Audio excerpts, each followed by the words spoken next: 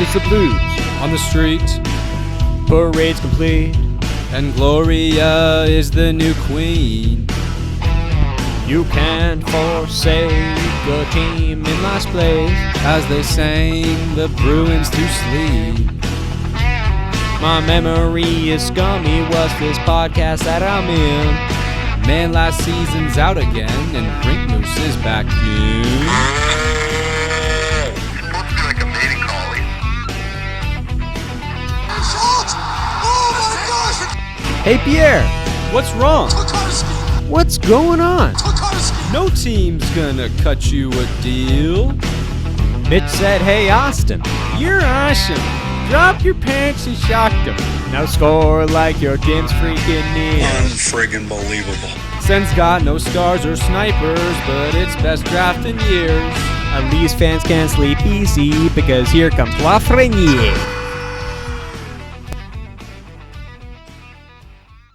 Greetings and salutations, and welcome to Season 2, Episode 17 of the Rink Moose Hockey Podcast where two good pals get together and discuss all things NHL and their implications in the fantasy hockey universe. I am one of your hosts, as always, Nick Costu, along with Kyle Nice, and making his return to the episode, our technical expert here tonight, Michael Robson. Michael, how are you doing on this fine evening? Excellent. I'm happy to be here providing tech support and some hockey opinions as we make our way through this mock draft. You have officially eclipsed Dante Delfico as our technical guy. Am I right, Don? Am I right there, Kyle? I think what's more right is Nick has gone in deeper into the cavern of tech-savvy warlock, and Michael is thankfully here to save us. So that's good. Yeah. And another thing I'll say about Michael is if there's I've learned anything, and we've been to a bunch of OHL games together. He's the fucking Dumbledore of scouting. This guy is unfriggin' real when it comes to projecting talent. So you guys are in for a show, man. Like, if the NHL scouts are watching this, I'd get this video going on in the scouting room right now. Yeah, I'm excited to change some scouts' minds with my projections here. Yeah, exactly. Yeah. And me and Nick will just pipe up with our amateur opinions, and then we'll get a good mix of everything. Yeah, but I mean, I guess if you didn't catch on there, I mean, this is of course our draft preview show, our mock draft. If you want to look at our rankings, you can go back to our episode we did over the summer. But this is the one where we're actually going to be doing a mock draft as we are days away from the NHL entry draft, the draft Kyle's been waiting 2.5 years for. Finally. Oh, can I ask a question? Oh, yeah, I got to make a statement since you already mentioned it. We did those draft rankings prior, about, like you said, a couple weeks ago. My draft ranking list, this is not what this is, but my draft ranking list has certainly changed, even though the players haven't really been playing that much. Is that fair? Is that fair for me to say? So where can we find this? Is this on the Twitter? Where is this? No, I may publish it. I may You can't say you have a list and then not publish it. Like, otherwise, what's the point of the list? No, I haven't actually made the list, but I know it's different. How about that? Because my opinions have changed because I've dug a little deeper. I've listened a little harder, So I'm just claiming that kind of immunity. So you're showboating, but you're in fear of destroying your image online. You're not going to publish this. No, I see how it is. What I'm doing is I'm tearing down the credibility of my previous work. That's a humble way of going about it. Okay. So my previous work you can throw away. Yeah, exactly. So it's a win-win for you. Yes. If your last list sucks, then you can always say you made some revisions, and we have nothing to compare your new list to. Correct.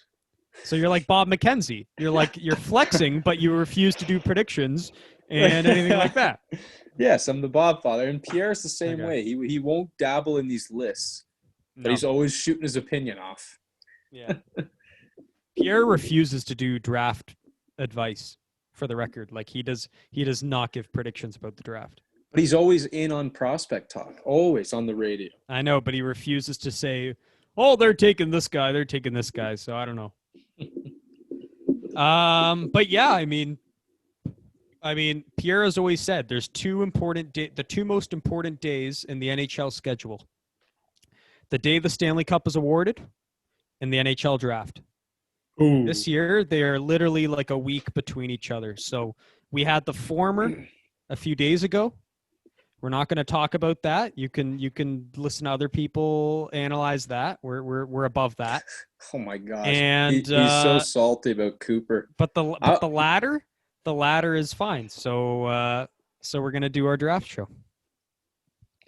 No, I agree. I think the cup's been talked about. You know, I predicted it would blow over by Thursday, which is today. And I think for the most part, people are still just, you know, it's celebration videos and whatnot. But yeah, I'm past it. And I'm very excited for the next chapter. Tell me this, because I'm never going to watch the celebration. Was it awkward that there were no fans in the arena? Or was it the same as usual? No, I think it was the same because sometimes you have the away Stanley Cup wins, the team wins in the opposing team's building, and it's sort of similar. It was like that. It felt a little like that. Okay. So, and that usually doesn't take away too much. You're just focusing on the guys and the emotion. So, yeah, not bad. And who gave the best? Go on.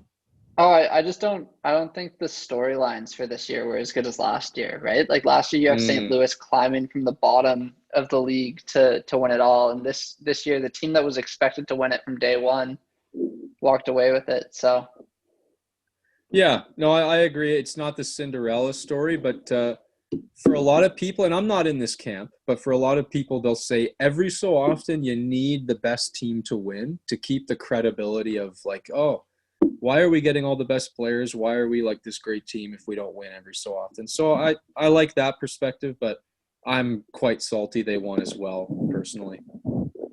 And what just salty, was there any individual after the game when they interviewed him you were like, man, I feel good for that guy?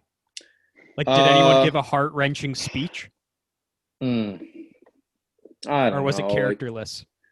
Like, I didn't get too much out of that. No. Yeah, it was okay. It was pretty cut and dry, like typical stuff. Okay. Nothing really like gripped me. But you know what? Nothing's really gripped me in a while with these celebrations, you know. I'm trying to think, but I could be wrong. So not even Jamie Benn speechless at the podium got you? That was my favorite moment. That was the best interview of them all. It was like 2-minute interview and 90% of it was silence. It's like, that's great stuff, man. But who's to say that wouldn't be us? Yeah, you're right. You're locked 9 finals. Weeks in this hotel, and you got dick all to show for it. I know. That's got to be a gut-wrenching feeling. Yeah, that was cool. Did you see Cooper and all the boys with their cigars and acting like total dicks? Again, I didn't see any Tampa images, so okay. I refrained. This wow. is also whatever you're describing. I'm just gonna say you never described. It never happened. Wow. Okay. Yeah. No. I could send you a little video clip that would send you up. Yeah. The wall. No thanks. Yeah. No. Yeah. Thanks. It'll come. It'll come soon. Okay. But yeah. With that said, to the fun stuff. Yeah. I have my legal pad here. With Nick's official mock draft. This is exclusive premium content in this notebook. So I'm sure you guys have the same, and we're gonna get right into things. So who wants to go first? And how do you want to do this, Kyle? Like is it we're just gonna go 1 and then 2 and then we're just gonna work our way up? Yeah. Start at we'll all say our number 1, and then we'll just go from there. I didn't really think of that. I think just a simple method is probably best at this point. And yeah, full disclosure, like I this was a harder exercise than I thought. Like when I told Kyle to do this, you did it in like an hour. I spent a good 6 hours on this. Okay, funny story. I did it in like 20 minutes. And then I looked at it again today. I reviewed it and I was like, I have to change so much. Like my first rendition was very off the cuff. It was very like, this is just what I feel. I did a tiny bit of research, but then when I looked at it again today, I wasn't comfortable. I just was not comfortable bringing this to the world. So I revised it. I spent a bit more time than you think. I think it's tough to be comfortable with anything in this draft because really any pick from I think 6 through 20, you're gonna get a great player. Mm-hmm. After that, it becomes a little bit more hit and miss, but the first 20 picks of this draft are really hard to sort out. Yes. But see, so much of this predicting is like a trickle down effect. Like if you make a selection at like number 5 or number 6, that changes so much of the next several picks. And so Yes. it has the potential of, if you just get one of these wrong, it can trickle down and muck up your whole list. Mm-hmm. So this has the potential to make us look really stupid. Oh God, yeah. I'm excited to throw out some freezing cold takes. So, and you know what's amazing about this? Like what you said, Nick, I have a guy, for example, who I would have either put in 5, 6, or 7 or 15, 16, 17. Just because of who's there and what, like, I couldn't see him going to those teams in the middle. It was either there or there. And I'll get into that. And yeah, it's a player I've changed my mind on a lot, and we'll get into it. Okay. So without further ado, I mean, I think you're the most prepared as far as having your screen there ready, Kyle. So why don't you take it away and show us who's going number 1 overall in the 2020 NHL entry draft. This guy right here. This requires not too much explanation. We've talked ad nauseum all year long about this player.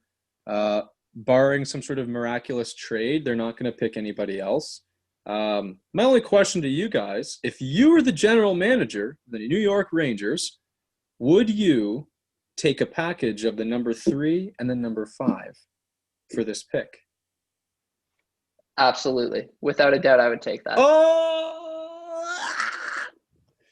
Oh shit. Okay, why? Well, so I'll get into it when I get to my picks, and I'll explain my reasoning there.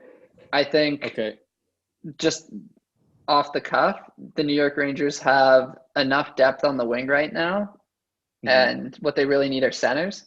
And there are a lot of centers that you can pick sort of starting at 3 onwards. So I think if I were the Rangers, I would totally accept a 3 and 5 package. Okay. Nick?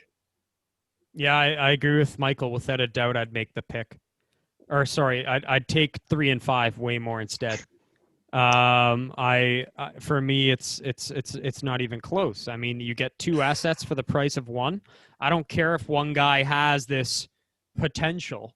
I'd rather have 2 elite players than 1 superstar player any day. And for me, it's just numbers. Like I want more security. It's a safer deal because then, you know, I just I can have defensemen and a forward. I could have 2 forwards. I can have a goalie and a forward. There's just so many options. I don't think this. Plus, this guy's not Crosby. He's not McDavid. He is not a generational talent. We've already come to that conclusion. As much as we love him and the intangibles, he's not. So, with that said, him being in that lower tier, kind of that Eichel tier, that makes it a no-brainer.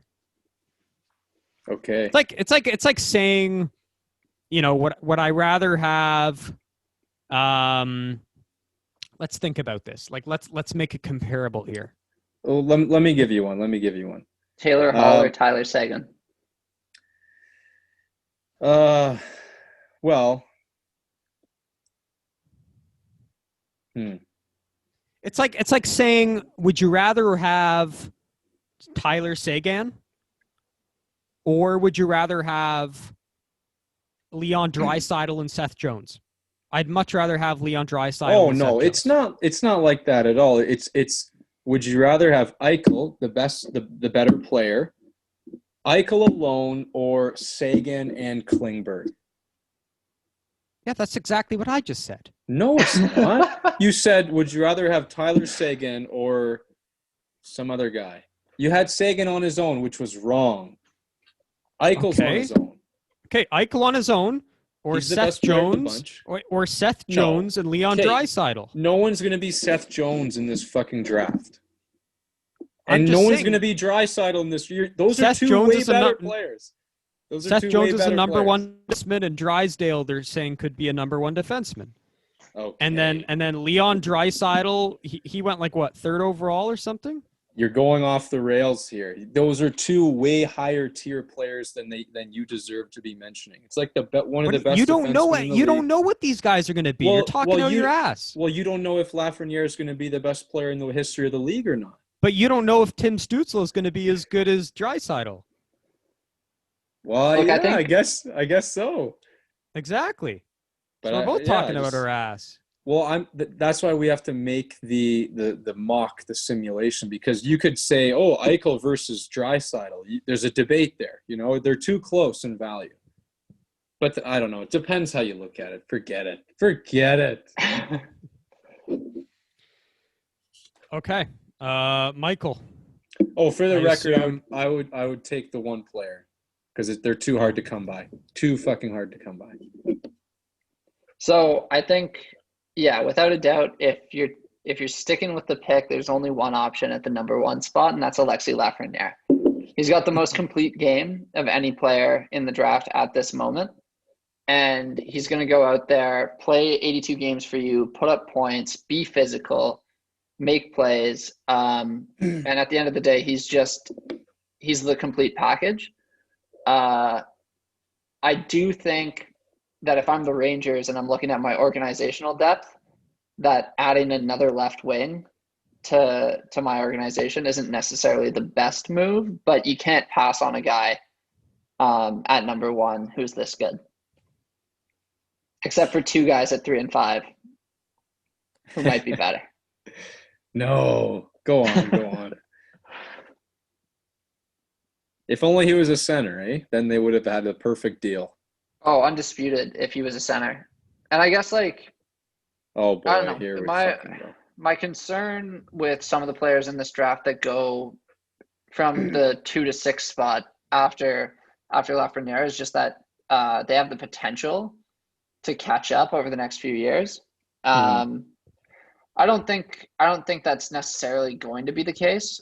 I just think if you're sticking with the number 1 pick, you're not trading it away, that you're only doing yourself a disservice by betting on potential over the guy who's locked and loaded and ready to play.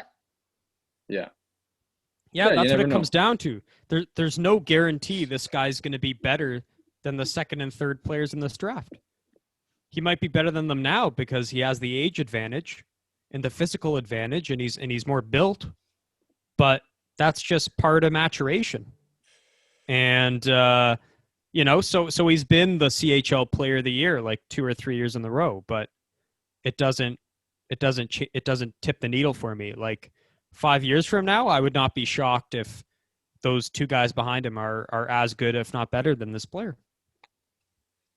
Do you want me to burst a very convoluted rumor? Yeah, let's hear it. Okay. I don't know where I'm going with this, but one of my scouting processes is following all these players on Instagram. And to say that Alexis Lafreniere is physically mature is a little bit of a reach, in my opinion. This guy still looks like he has the body of a 12-year-old. And then you look at Tim Stützle. This guy's a fucking man. He's ripped out of his fucking mind. And I'm sure Byfield's got a bit of like Alexis Lafreniere, as much as he's physical and he's like older, he's an older player. The guy's got a lot of fucking maturing to do in his body. Look it up. This guy looks like a fucking 13-year-old with a man's face. He's got catching up to do. So there's still room to grow physically, and that's what makes me very very happy. But no one's talking about it. Like everyone's like, oh, this guy's he's built like a man. He's really not. He's a skinny little kid still. Even if you look at his height, and weight, you won't know that. But check out his Instagram. That's where the real scouting gets done. Okay. Well, I mean, in defense of the people who might be taken behind him, you take a look at Braden Point, who was taken in the 3rd round due to size and stature. Mhm. He went on to get bigger. And I think there's one player in the top 5 who is my pick to be the best player to come out of this draft, who's been knocked for size all along. But we'll get to that in a bit. Okay, yeah. I think we're at Nick. I think we're ready to move on. We can't spend too much time on one. We got too much to do here that warrant way more much time. Yeah. Okay, to Kyle, number 2 overall, the LA Kings step up to the podium. And they thank the fans in Montreal, or I guess there will be no podium. And what does Rob Blake say? What does he utter into the microphone, Kyle? Rob Blake simply steps up to the microphone and says, "From Germany, Tim Stützle." He doesn't even know where he plays. He just says, "From Germany." That's it. In my mind, he's the best player available. Talk about upside. This guy's got massive upside. He's the most dynamic player in the draft in terms of pure skill level. But to me, he's still quite raw. Like, this is a very raw player. He'll put on a lot of flashes. Skill-wise, he checks every box. Not a fantastic goal scorer per se, but man, it's hard to pass up on just the pure skill and upside of this player. So, to Stützle. That's it. Yeah, I have to agree. I think Tim Stützle goes 2nd overall in this draft. And I think a lot of it comes down to the fact that LA already has a lot of organizational depth at center. You've got Turcotte, you've got Velarde. And I think what they really need is to get a dynamic offensive player in there. Somebody who can play center, can play the wing, and who has so much potential to develop into somebody who could be the best player out of this draft. So yeah, I think LA has to go with Stützle, and that's just who it's going to be at number 2. Mm-hmm. Oh, and Nick, the LA Kings fan wearing his sweater. What say you, sir?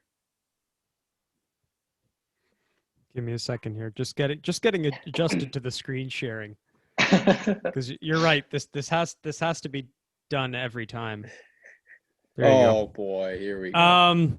Yeah, so for me, I mean, it's tough, right? Because when the lottery happened, all my sources in LA were saying Byfield's getting taken too, and that got me upset because we all know how I feel about Byfield. I believe I had him somewhere like 5th in my rankings. And it just didn't make sense to me. I don't think the depth in LA necessarily doesn't need him. The center depth is just fine. I mean, yes, Turcotte isn't a number 1 center. Maybe he won't be. Gabe Velarde is not a number 1 center. Akil Thomas is not a number 1 center. But those are all very quality NHL centers. They will play in the NHL in either a 3rd line or a 2nd line capacity. And so I think with the depth, I think for them, they just bet on one of them being like as close as they can get to a 1 center. Don't forget Kopitar is still there he's not going anywhere anytime soon. I looked at their depth chart today and I was like, there's no way they're taking a center with their 2nd round pick. And not only that, what they lack is like a creative playmaker. Like Turcotte to me doesn't speak to me with that. Other guys like Velarde and Akil Thomas don't speak to that. Like Fagamo maybe, but I don't see, like, this team has lacked like a skillful power play guy forever. And you can't just rely on Drew Doughty being your power play quarterback all the time. So I think they lack a skilled, speedy, finesse player who can set up everybody. And I think this guy is that to a T. Don't forget the LA Kings owners. They own a team in Germany. So I think there's a little tie in there that can't be forgotten. And since those Byfield rumors I heard earlier, now what I'm hearing is it's a 65 to 35% chance leaning forward towards Stützle, as far as just if you ask scouts around the community. So as far as what I want, the LA Kings fan, as far as what I think the depth is asking for, as far as what the experts are saying, I think it's going to be Timmy Stützle at number 2. And I'll be so happy if that's the case. If it's Byfield, here's the other thing, Kyle. Like, and I'm not afraid. Like, I'm not afraid to talk carefully here. No, like we shouldn't be afraid if we have second thoughts about people's characters. Like, we should not be afraid to mention it. Like, okay, yeah. like we should not be. Like, we should speak your mind. And if people want to make it into a race issue, then you know why they're doing that. But like, I'm just saying, like, I watch these interviews religiously. Yeah. I know who's mature and who's not. And yeah, his birthday's like later than other guys, but like, fuck, like 8 months younger doesn't make you a fucking like a get out of jail free card. Yeah, no. And the reality is, I don't think LA is the right market for this guy. I think God, no. I think they conducted these interviews, and we've heard the Stützle interviews. He's one of the best interviewers. I have a feeling those Kings management guys compared the two, and they're like, man, like, big city, lots of responsibility, easy to get distracted. Like, I trust the disciplined German kid over this kid who kind of seems immature. Right. And I think that too has to be considered. So that's all I'll say on the character front. And that's why I ultimately have them going Stützle. Yeah. Okay. So it's crazy. We're all in consensus, which is hopefully this lasts the whole time, but it won't. No, I want it to get weird. Let's go to 3. So again, I got to remind everyone, this is perhaps not my personal choice, but I think the Senators have gone on record, and I trust them to say that they're going to take the scraps of who's left between Stützle and Byfield. So I have the Sens taking Byfield. And you know what? No problems here. I think it's sort of a no-brainer for them, simply because they have the 5 pick to fall back on if he doesn't turn into exactly what they want. But let's be honest, the upside's very, very high. He's a really likable kid. You know, like, he has some maturity issues and there's some warts there, but he's a really likable kid. I think Ottawa is a great place for him, a great market, a good small market. He's close to home. I have problems that he hasn't proven himself on some certain stages. We've scouted him in person multiple times. But you can't just mess up. You can't fuck around with this kind of upside. So at the end of the day, I'll take the guy. And you know what? They do have a need at center. They need a guy. I think I almost confident to say Colin White is currently their number 1 center, which is kind of fucked up. So this is what they're going to do. This is what they need, and good for Ottawa. Yeah, I've got them taking Byfield as well. And I think consensus. The way I look at it is Byfield was projected to go number 2 at the start of the year, and the reason why he's dropped has a lot to do with how he's played when the lights are brightest. Well, in Ottawa, you don't have to worry about that because Melnick's trying to turn the lights off. So they need their franchise center. Oh my God, that's good. Byfield's got all the tools to be the next Malkin. He's just got to put it together. You've got DJ Smith, who's a player's coach. You've got Connor Brown, who I think is just an excellent role model. He's played with stars before too. He knows what he needs to do to make them better, as well as to get his results next to them. You've got Brady Tkachuk, who comes from a great hockey family, who knows what it takes to get it done. And I think that this organization needs a number 1 center, and they possibly have that with Quentin Byfield at number 3. Nicholas.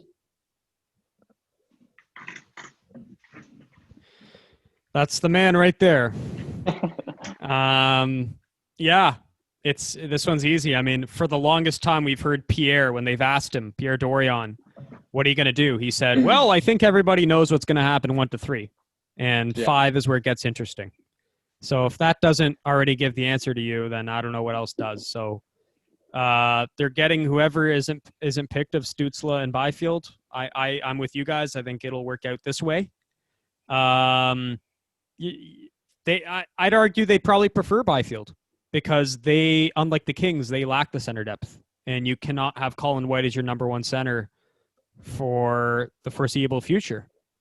And their center depth has just been like ugly, or like bottom 5 in the league for the longest time. So I think they need a guy who can play with Kachuk, who can a guy as talented who can lead him. Who knows? Maybe if he grows into his body, he can add a physical element and be kind of like Kachuk. What a line that would be.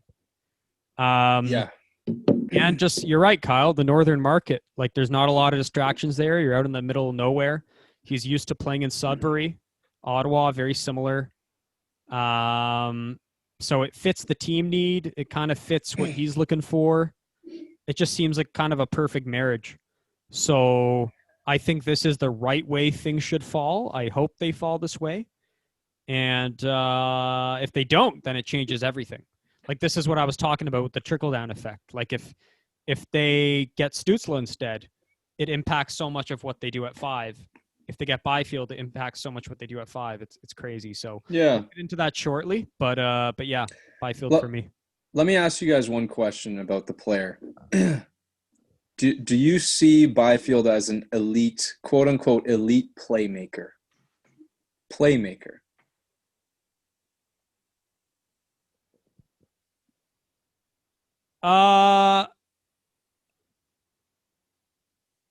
No.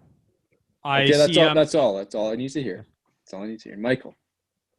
No. Okay. So I need to just mention this really quick. I'm not going to name any names, but there are some channels out there who are just kind of overblowing the Byfield hype. And there was a certain very highly touted YouTube channel, very highly regarded, that was blown away by this guy's playmaking ability. They said he was the Austin Matthews of playmaking. They said that this guy is probably the top 2 playmaker in this draft. And I was just thrown for a fucking loop. And I think that's another element to this whole – there's a lot of highly contested point of views on Byfield, but, I mean, just say what's real, man. Like we all acknowledge the good side, the bad side, but just say what's real. It's crazy. This draft needs to get done for this one reason, is that people are too flip-flop on this player. He's not an elite playmaker, so why are you having a fucking orgasm on the fucking computer screen over how good this guy's passing is? It's pretty wild, and I talked to Nick about this, but people are going out of their way to put this guy on this pedestal. But yeah, that's yeah. And in doing my research to put this list together, one thing I came across was the fact that people talk about how Byfield got a lot of his points this year in transition. Yes. Right. And the OHL is not the same in terms of structure, physicality, speed as the NHL is. And so you have to get better at working with less space. You got to get better at using your physical gifts. And I think Byfield has those gifts and he has the ability to work with less space, but I just don't think that the type of passing he put on display in the OHL transfers as well to the NHL level as perhaps people would like to expect. Yeah, and I think if you're ignorant to that and you don't make mention of the transition numbers, then I think that you're just grasping at straws for some sort of recognition. So we'd like to move on from this negative aspect of the draft. But it's been bugging me, man. It's been bugging me big time. I'm telling you, like, you can't just make stuff up. Like, tell it how it is, okay? He's not God. He's not shit. He's a player. With the potential to be really good. Yeah, exactly. Like I said, good kid, put it together. He could be amazing. But, all right, number 4. This is where we're going to veer off. Okay, boys? We know it's happening now. Number 4, Stevie Y has been doing a lot of yoga. And he's been thinking a long time. This is a really weird pick because obviously the Red Wings got murked out of a top 3 pick. And this one might surprise some people, but the Red Wings, Stevie Y, walks up to the virtual stage from the Ottawa 67s, Marco Rossi. Marco Rossi, Steve Yzerman knows a winner. He knows a winner when he sees it. He's not afraid to draft small. Braden Point, ring a bell.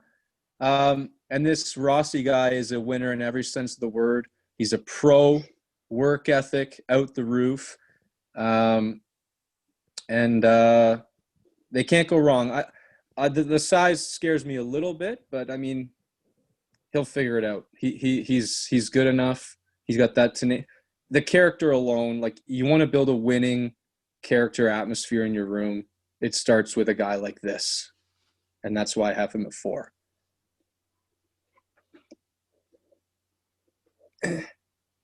So my choice for Detroit came down to Rossi, and the guy I ended up picking because ultimately I feel as though they need more than just one guy to form that winning culture. They need a bit of time to put it together. So they're willing to wait on a defenseman to develop, which is why I went with Jamie Drysdale at number 4 for the Detroit Red Wings. I think he is the best defenseman in the draft. I don't care what people say about Jake Sanderson. I have a lot of doubts about the U.S. National Development Team program. Jamie Drysdale has shown that he can play at the OHL level, at the World Juniors, and I think that with his skating ability, his hockey IQ, and his two-way ability, that he could potentially be the Nick Lidstrom for the next generation of the Detroit Red Wings. Holy shit! Oh my God! He's dropping bombs, ladies and gentlemen. Jesus Christ, he came punching today. Whoa! It's Michael Robson. This is amazing. This is good.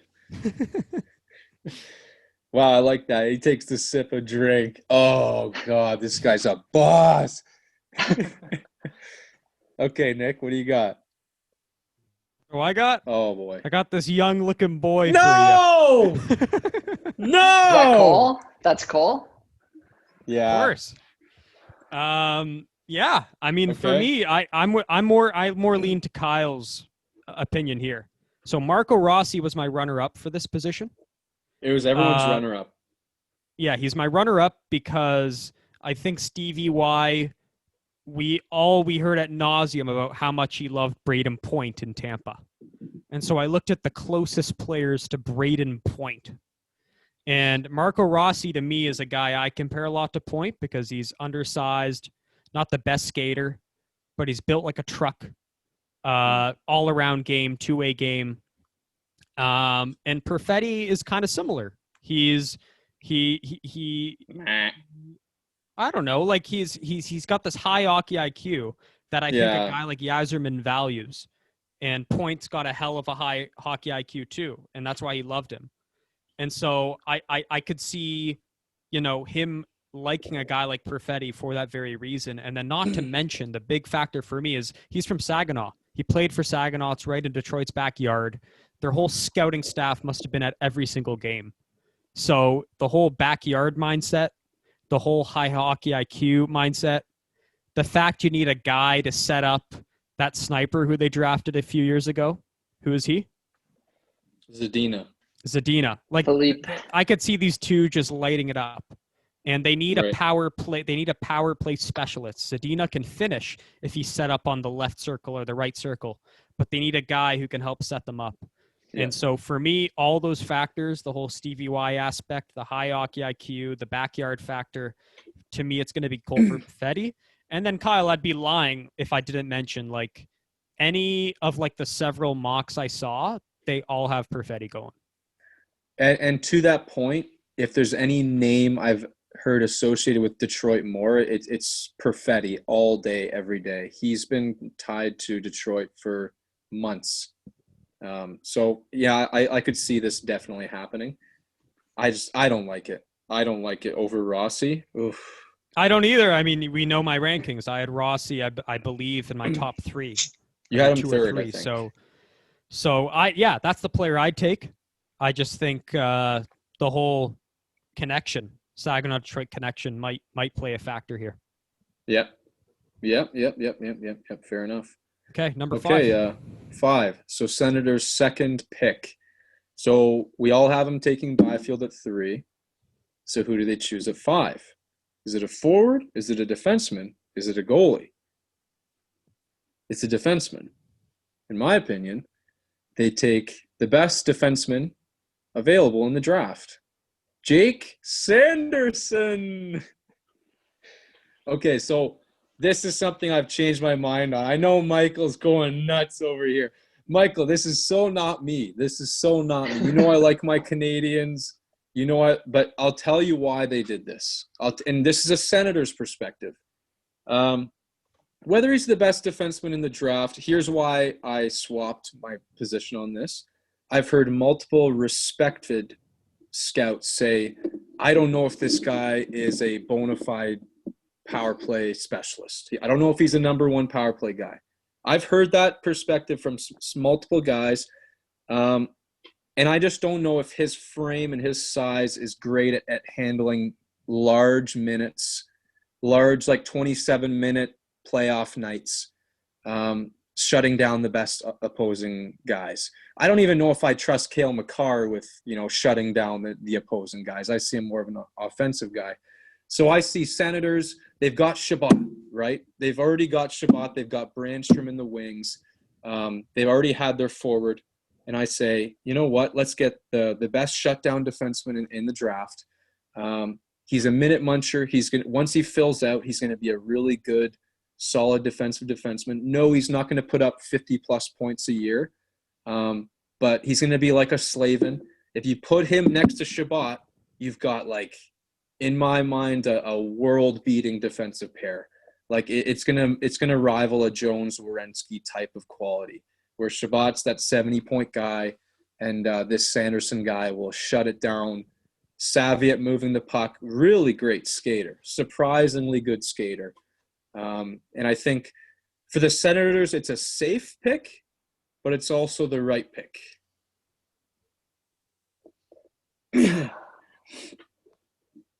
I know.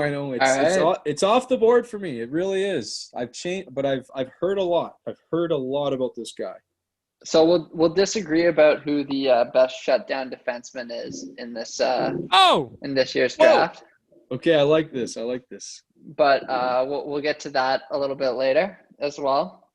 I definitely think Sanderson could be a good pick for Ottawa, but let me just list a couple names off here for you.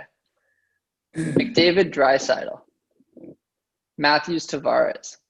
I like those guys. Crosby and Malkin. Oh, I see where you're going.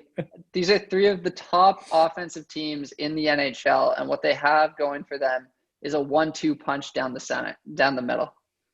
Now, Ottawa's picked up their big guy in Byfield, but what they really need is the type of personality to build a franchise around, and the type of guy who's going to come in, compete, and win. Which is why at number 5, I have them taking Marco Rossi. Because I believe that he, in the long run, will be the best player to come out of this draft. Whoa. And I think that in the long run, he's the Crosby to Byfield's Malkin, and the Senators set themselves up for a long run of cup contention. Wow. That is really something to think about. Because I know the Rossi comparisons are out there with Crosby, and the Byfield comparisons are out there with Malkin. It's crazy. Not to mention another local connection there, right, Michael? Of course. Yep. Right there in their barn. 67s to the Senators. Yes.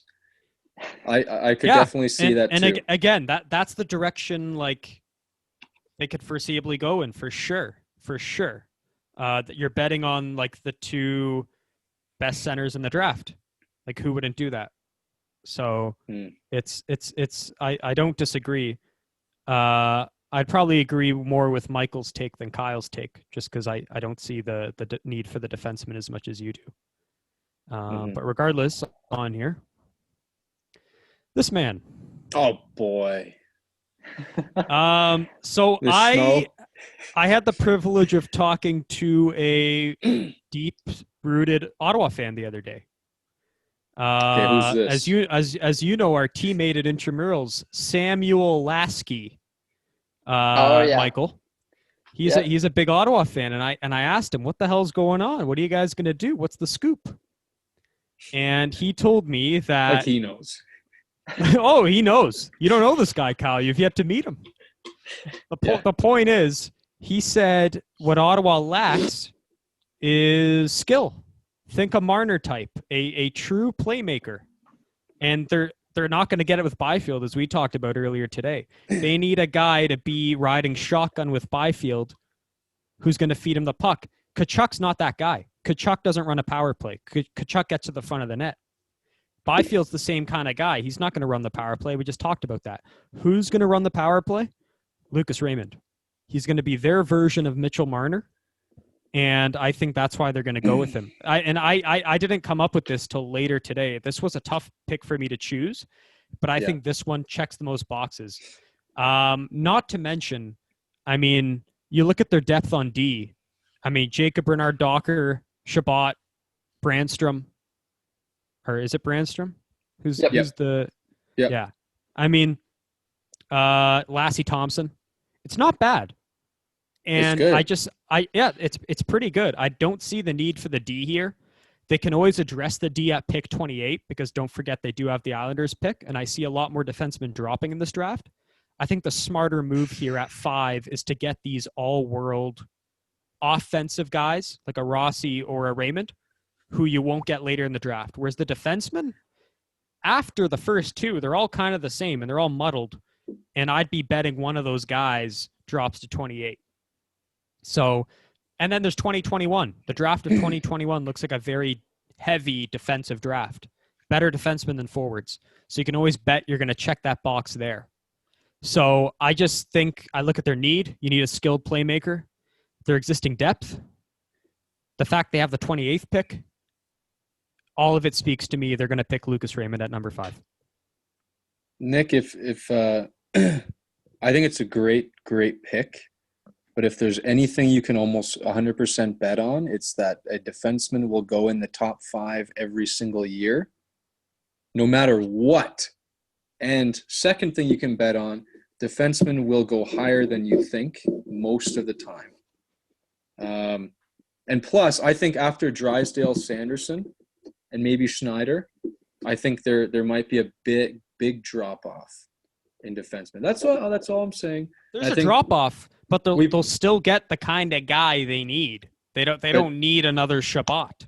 I'm saying you need to, because of draft lore, you need to shoehorn a defenseman into your top 5 or 6 because it will happen.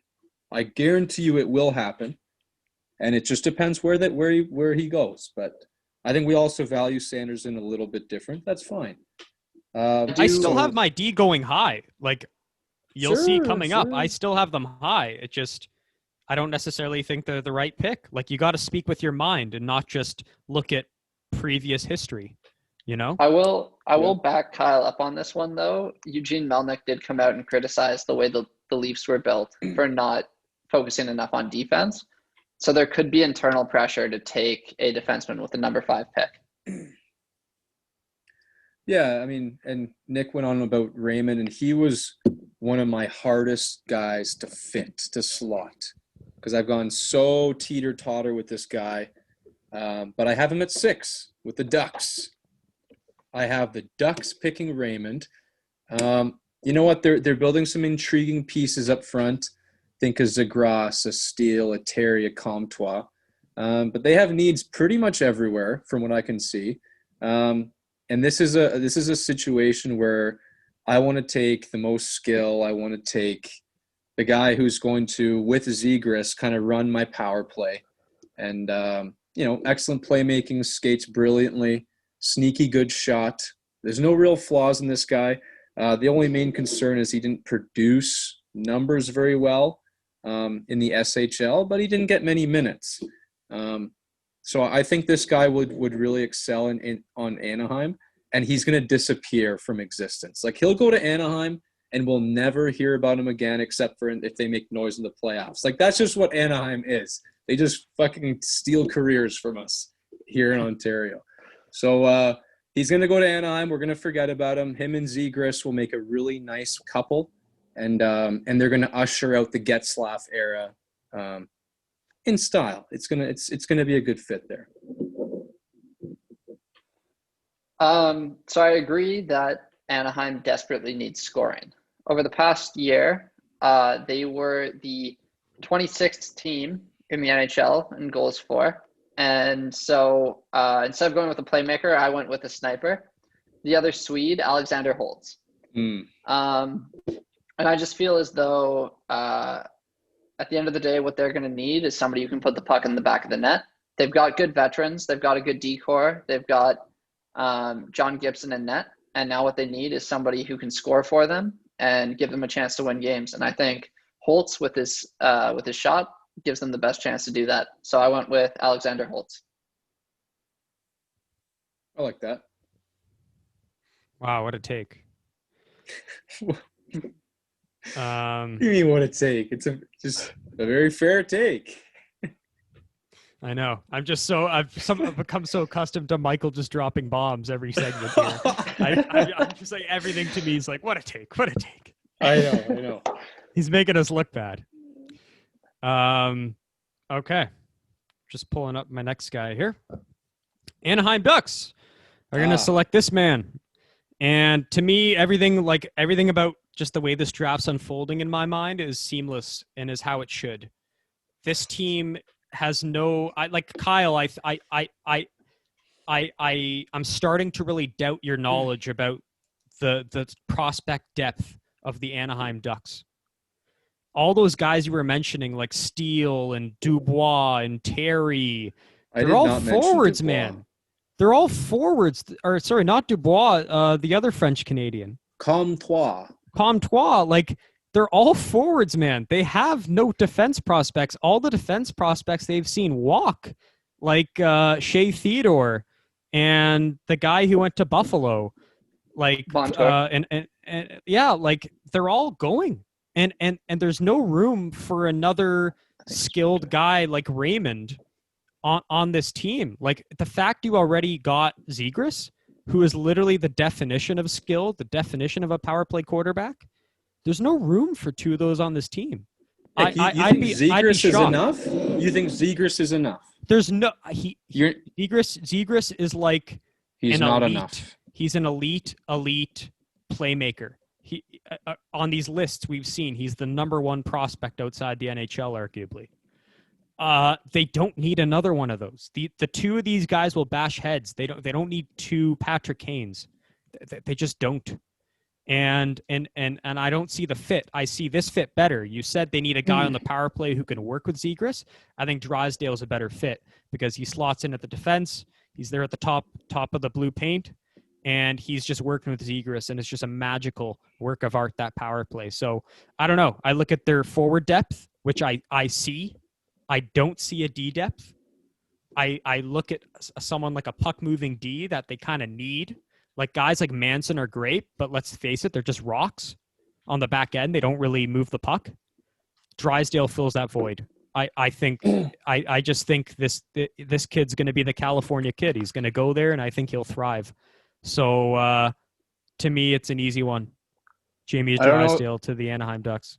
I don't know if you can see this sheet, but my original pick, no, you can't, was Drysdale to the Anaheim Ducks, and I crossed it out. Because and I'll tell you why. Because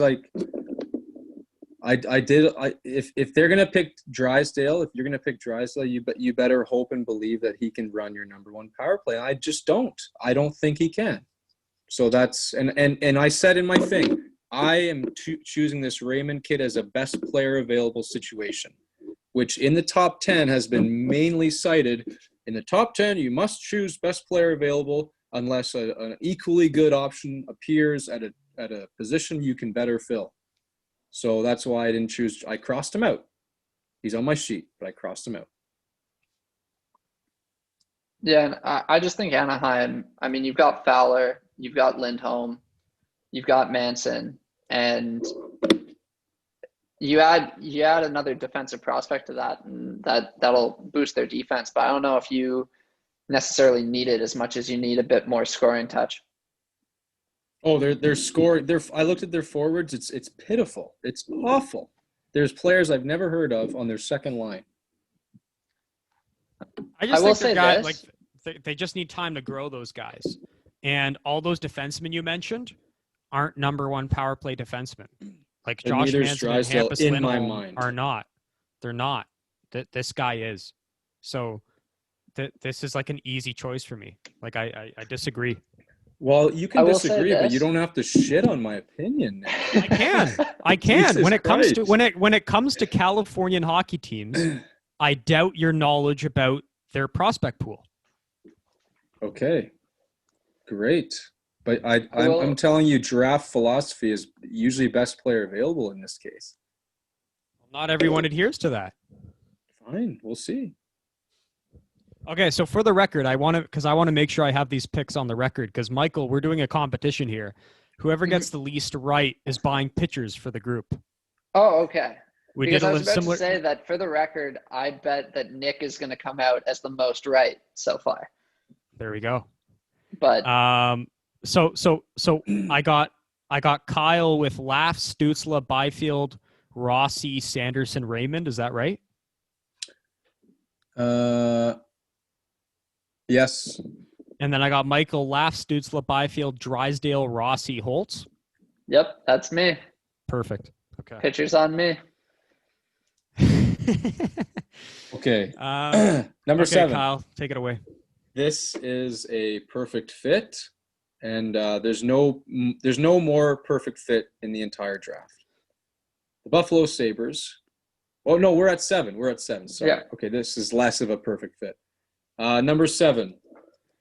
Boy, yeah.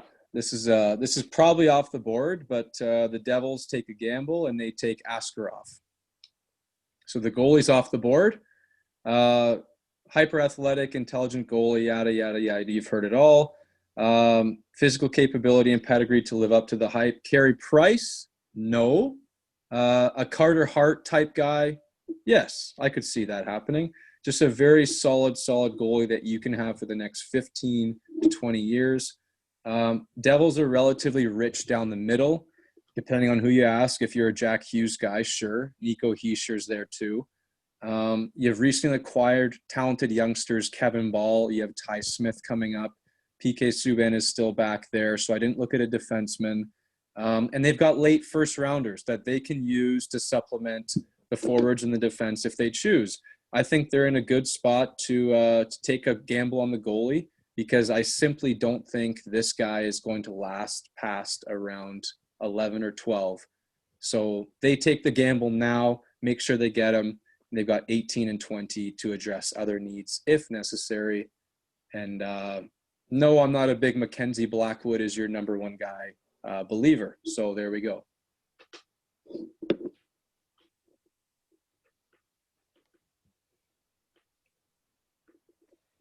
All right.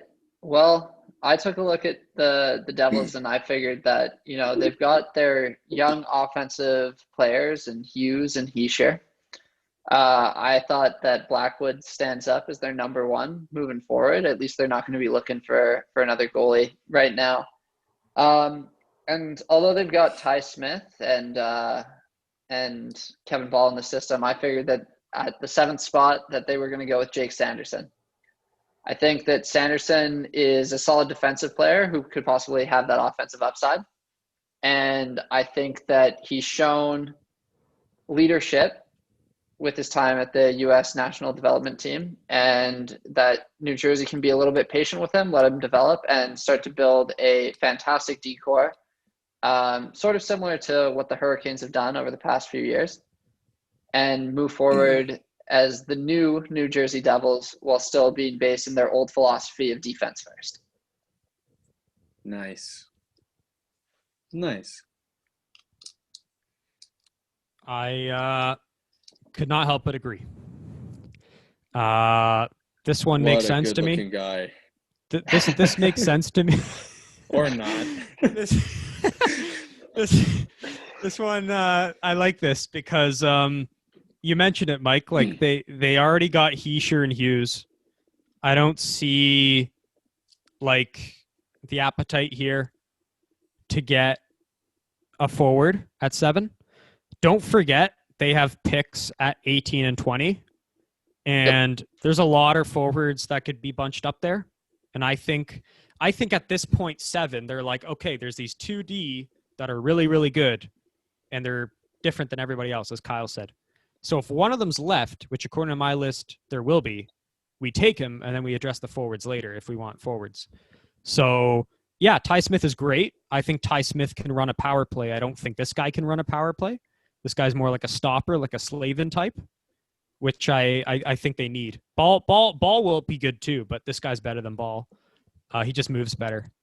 So I think he is that guy at 7. I think that's their mindset. Like we'll take him at 7 and then we'll just address some forwards later that can help Hughes and Heischer, but we don't necessarily need some top end guys because those are top end guys we already have. So this is the guy for me. It's a no-brainer based on what the scouts were saying. They like him a lot, New Jersey. Yeah, this was a pretty easy one for me to choose. Number 8, Buffalo. Buffalo, I'm coming for you. So this is, again, like I said before, this is probably the best fit in my mind. Imaginable. Buffalo takes Jamie Drysdale. The perfect pick. Having recently acquired Stahl, the emergence of Olofsson, and the promise of Cousins, Drysdale was an obvious choice. He'll play his whole career behind Dahlin, but that's okay. He's likely best suited for a second power play role. Versatile puck-moving minutes on the first or second pairing brings a further element of responsibility to Buffalo's back end. Buffalo's good up front. I'm really comfortable with their offensive scoring. Cousins is coming in, who I just absolutely am in love with. They need this guy. I think he slots in perfectly because you don't need him to be your number one guy, which personally I don't think he is that type of player. So I think it's a really slide-in puzzle piece kind of fit for me.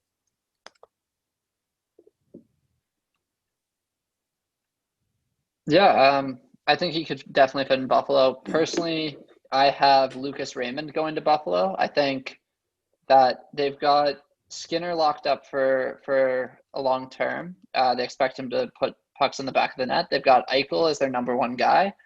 And I think what they really need is a forward with some skill who can get the pucks to their scorers. And I think that the best fit at this point, given who I've taken off the board, is Lucas Raymond. He projects to be a Mitch Marner type of player. And although there's definitely a lot of rumblings that he could go to Ottawa, I think that at the end of the day, he probably helps Buffalo a little bit more. And based on the picks I've made, he slides down to them, and they're very happy to take him at number 8. Okay. Well,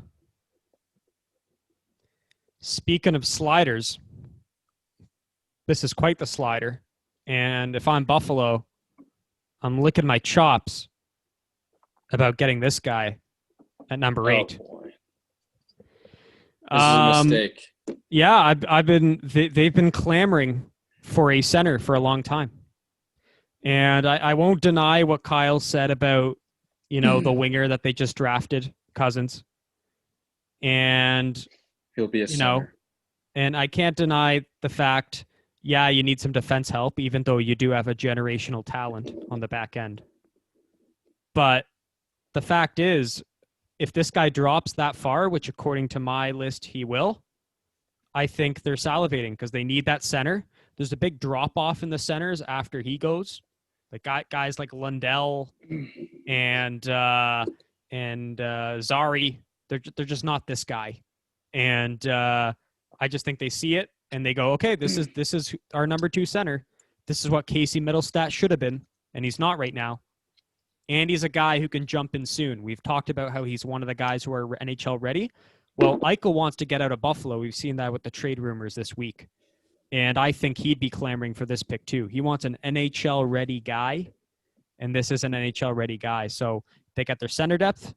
They get an NHL-ready guy that will appease Eichel. And I think they're laughing the fact that Nick's number 3 player drops to 8. So big win for Buffalo. Nick, if you can chirp me for the Ducks, I can chirp you for this. Okay. Because this is just not a fit. This is not a fit for Montreal. They have too many other needs. You've got Eichel. You've got Eric Stahl. You just picked up. Dylan Cousins is going to be a centerman. This is not a fit. Unless you want him on your third line, you're going to shoehorn him into the wing and diminish his value. Why is he going to be a centerman? I thought wasn't Cousins a winger at the World Juniors? Because he's a 6'3" centerman, and they're going to want him to be a centerman. I promise you that. He might start as a winger, but he will be a centerman because that's where his value is highest. And a lot of the scouts are saying Buffalo very high on Marco Rossi. I'm sure they are, but whether he's there or not, and you could say, "Oh, best player available." That's what I said for fucking the Ducks, and you shat on me. No, I didn't. No, I didn't say. I didn't. My number one rationale. You're putting words in my mouth. Do not put words in my mouth. I hate when people put words in my mouth. Nick. You said that I don't know the Ducks prospects, but I'm telling you, Dylan Cousins will be a center. So I don't know if he'll be. You don't know. You don't know that. We haven't seen him play yet. We haven't seen him play. You don't know. You haven't seen Zegras play. He's not going to be a world beater.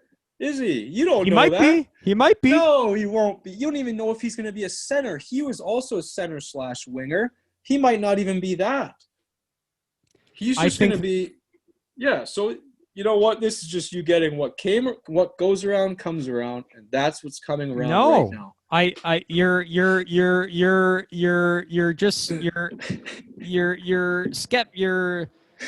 The word's lost on me.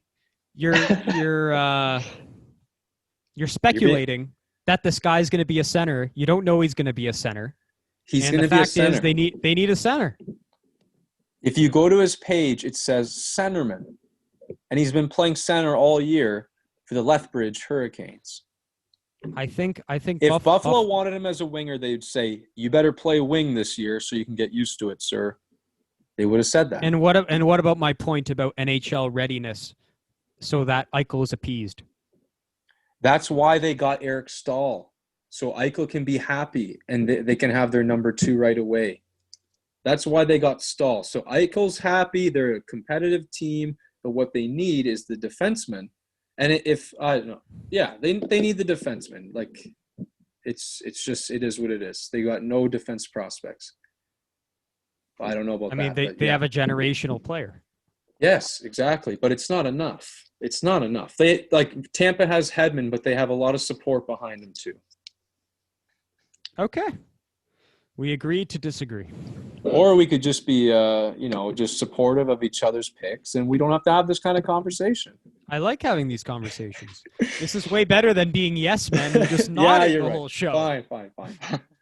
Okay, but you're not going to pick any more holes in my picks because they're perfect. Shall we move on to 9? Move on to 9? Yes. Minnesota Wild. So, this guy's still on my board, so I might as well pull him up. Cole Perfetti. Cole Perfetti for the Minnesota Wild. They desperately need centermen. They desperately need offense. Not only do they lack talent at forward, but they lack talent in center in particular. Perfetti will solve that. A versatile, smart player who plays a slower, cerebral, paced game, makes everyone around him better. He'll run your power play wherever he goes. He's an absolute power play specialist. Whether he succeeds or exceeds expectations at 5-on-5 it will remain to be seen, but he'll absolutely be a threat on the power play. He needs to be paired with some speed, but he'll thrive here. I'm not sure he's going to be their number 1 long term, but he'll be, again, the power play specialist and very least, a great number 2 who makes everyone around it better. So when I look at the Minnesota Wild, what I see is a franchise that's about to be in for a cold, hard next 3 to 4 years. And I Yes. think the last thing you want to do is try to bring in anybody who will be ready in the next couple of years and expect them to carry your team. I think they're going to take a patient approach. I think they're going to take the best player available at this spot, and I think they're going to go with Yaroslav Askarov and sit on the Oh. goalie for a couple of years, let him develop while they continue to acquire picks. Tank for Shane Wright in 2022, That'd be a story. and then come out swinging after that. Nice. Wow, Nick? that's some forecasting there, all the way to 2022. That's some foreplay. Okay. My number 9 pick. Let me just make note of what Michael just got there. Askarov. So interesting. So you got Are it. you following these, Nick? Are you recording these? Yeah. Okay. They're all being written into my legal pad. Okay, good. Okay. Number 9. This man. Oh God. What are you always I can't laughing breathe. about? I cannot breathe. I cannot breathe. This is. Oh God. Okay. So hear me out. You got So some explaining to do, young man. this team needs a centerman. Like this GM, Bill Guerin, has gone out on the record saying, we need a centerman, we need a centerman, we need a centerman. So I'm going to take him for his word. That's number 1. Number 2, by my count, like if Perfetti's still around here, they're gushing and they're taking him right away. But the reality is he won't be. And this guy kind of represents the next batch. And I don't see Perfetti, Rossi, or Byfield getting to this point. So this by default is the guy. Number 3, Minnesota is built on boring hockey. They are boring. And Matthew Boldy is a very boring player. And Matthew Boldy is going to fit very well with this boring player. And it just fits their MO of drafting boring players. And this trend is going to continue in the lowly city of Minnesota, or the state of Minnesota. So, I got them going with Anton Lundell. That's sad. Okay. That's sad. It's sad, but that's their identity. You got to go with the team's identity. Well, you'd think they'd want to change their identity because it hasn't worked. Well, maybe ownership's pulling the strings and they like boring hockey. maybe. We all agree they need a center. How about that? Okay, No, they Winnipeg need a Jets goalie. at 10. Well, not.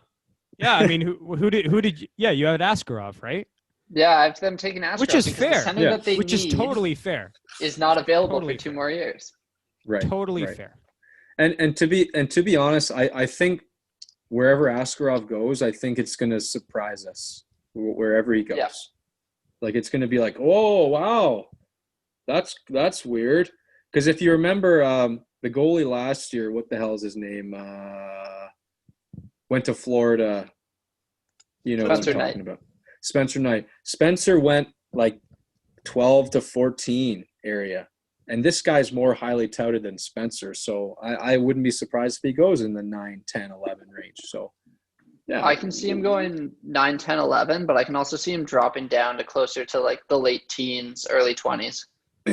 Yeah, it'll be a weird one. It'll be a strange pick. But moving on to the Jets at 10. Well, this one was easy for me, to be honest.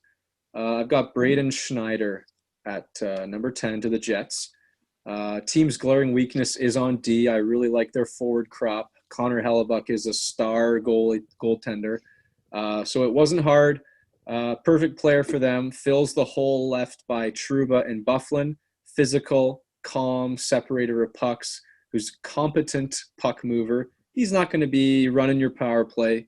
No, but he'll slot in. He'll settle things down in the defensive zone, which Connor Hellebuck will appreciate.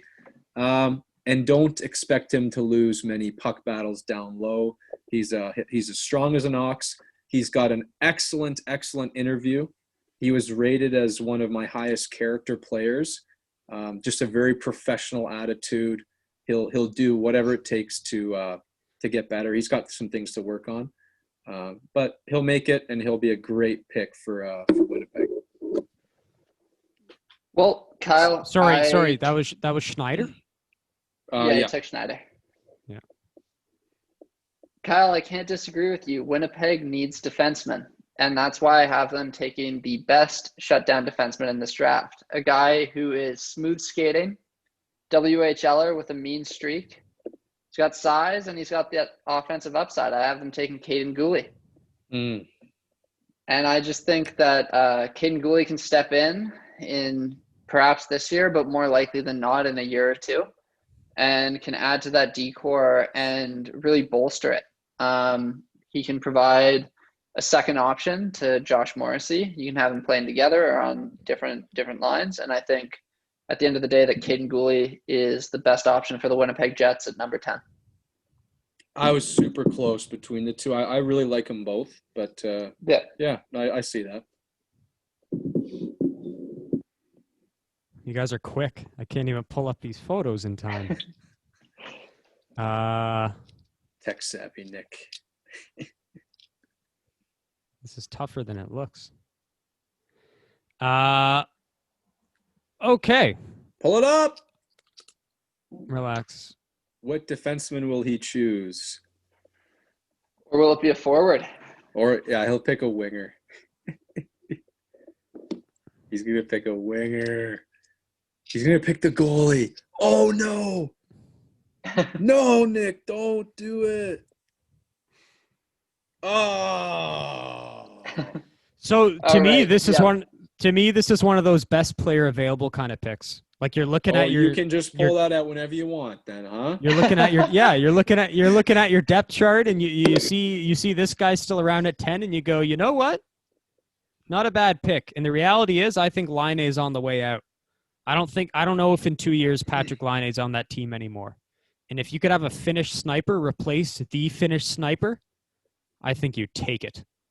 And hey, I mean, I know they have forward depth. I know they got Wheeler, they got Scheifele, they got Andrew Kopp, they got that other winger. But hey, Ehlers. Ehlers. I don't know. They shown an affinity for Finnish-born players. I think their Finnish sniper is on the way out, and I think it's as simple as they need a guy to replace him, and it's the best player available. So I agree with the D sentiment. I do. I just think, unfortunately, the really top guys are gone at this point. Like if they could get a Sanderson, they'll take him. But I don't see him being around at this point. And so to me, it's one of those best available picks. And I think Alexander Holtz fits the bill. They could also move down. This is one of those teams that could definitely trade down if they want to. So we'll see. Nick, where did you get your scouting report from Pronman on this player? That is Pronman. No, I think Pronman has Sanderson going to the Winnipeg Jets. Okay. At 10? My only problem with this pick is that Holtz is Swedish.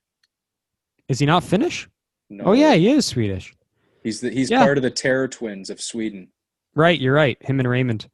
No, that doesn't change my mind. I think they have to be decisive on Laine and especially decisive on what they get back for him. If they get a defenseman back, then maybe they do this.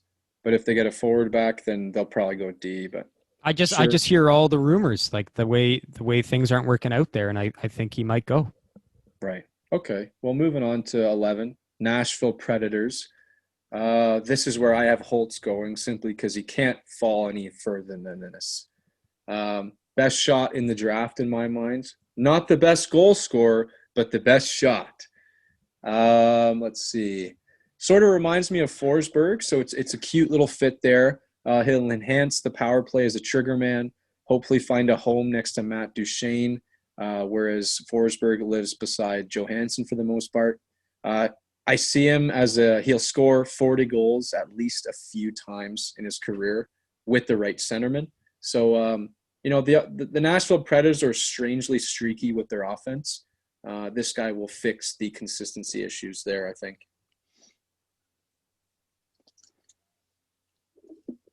Yeah, for Nashville, only because I had him slide this far, and if I let him slide any further, I'd be insane. Cole Perfetti. Uh-huh. So Wow. Cole Perfetti ends up in Nashville. They've been looking for their number one center for a while. They traded Seth Jones to get Ryan Johansson because they thought he would solve their concerns. They're kicking themselves for that one. And I think Cole Oh, Perfetti ends up sliding a little bit in this draft. I could see him ending up going to Nashville, and I think Nashville would be ecstatic if he ended up in their hands at 11. mm. Man, how divisive this is. Like, I don't think we've had a single guy in common since like 3. Yeah. This is crazy. You guys had Sanderson in common somewhere. New Jersey at 7. Yeah. Ah, correct. Well, Correct. Askarov throws a bit of a wrench in it, right? Sure. Because originally I had him going to Nashville, but I moved him up to Minnesota. Yeah. Yeah. Okay. This one will be much to Kyle's dismay. Oh. Oh, no, that's good. Yeah, I feel that. Seth Jarvis is going to a Southern hockey market? Are you kidding me? I don't have him going anywhere I like either, Nick. Don't worry. Okay. Well, It hey, sucks, I mean, but whatever. Nashville to me has just become a boring hockey team. And they need to inject some exuberance, some youth, some skill, some speed into that lineup. And I think this guy checks all the boxes. You watch the highlights. This guy's a human highlight reel, arguably the best skater in the draft. This to me is the guy. This is a guy who I could see working really well with Tomasino, who I love, who I saw live here in Kingston and really wowed my socks off. So I think the two of them would be great. And yeah, they just need to inject some exuberance into that lineup, some fun hockey. And I don't know if they need a defenseman. Like, I think they're fine with their depth at the moment. None of them are really old. They just signed Yossi to that big extension. They got Fabro still. So I don't know. I don't think they need a D. I don't think they need a goalie. They got UC Saros. There were some murmurs of them taking Askarov, but I don't buy it. I think they're looking for fun hockey, fun guys. And this, to me, is at the top of the list when you get to that pick at number 12. 11, yeah. Yeah. Okay. Yeah, he deserves to go that high. Maybe even higher. Probably higher. But we'll More see. likely than not higher. Yeah. Yeah. So 12, Florida Panthers, boring-ass pick, of course. I'm going to draft based on a little bit of need here. Caden Gooley. I didn't want him to go too far away from Braden Schneider. They're really wealthy on the wing. They're decent at center.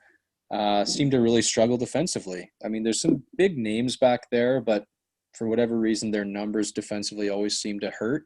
Gooley is a rangy, capable puck mover, great in his own end.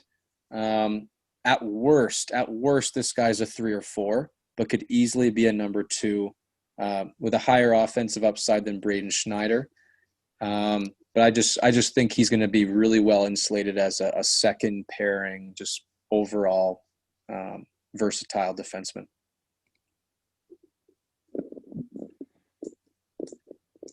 All right. Well, right off the bat, I think that Florida has a decent decor, although they're aging.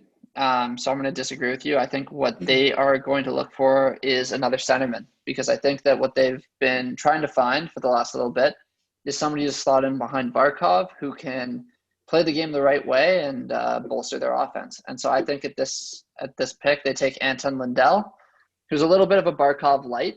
Can sort of be taken under the wing of Barkov and brought up to play with the Panthers within the next year or two. I think he's got an NHL ready physique and the type of game that translates well. And I think ultimately that they're going to go with somebody who can bolster their offensive lineup.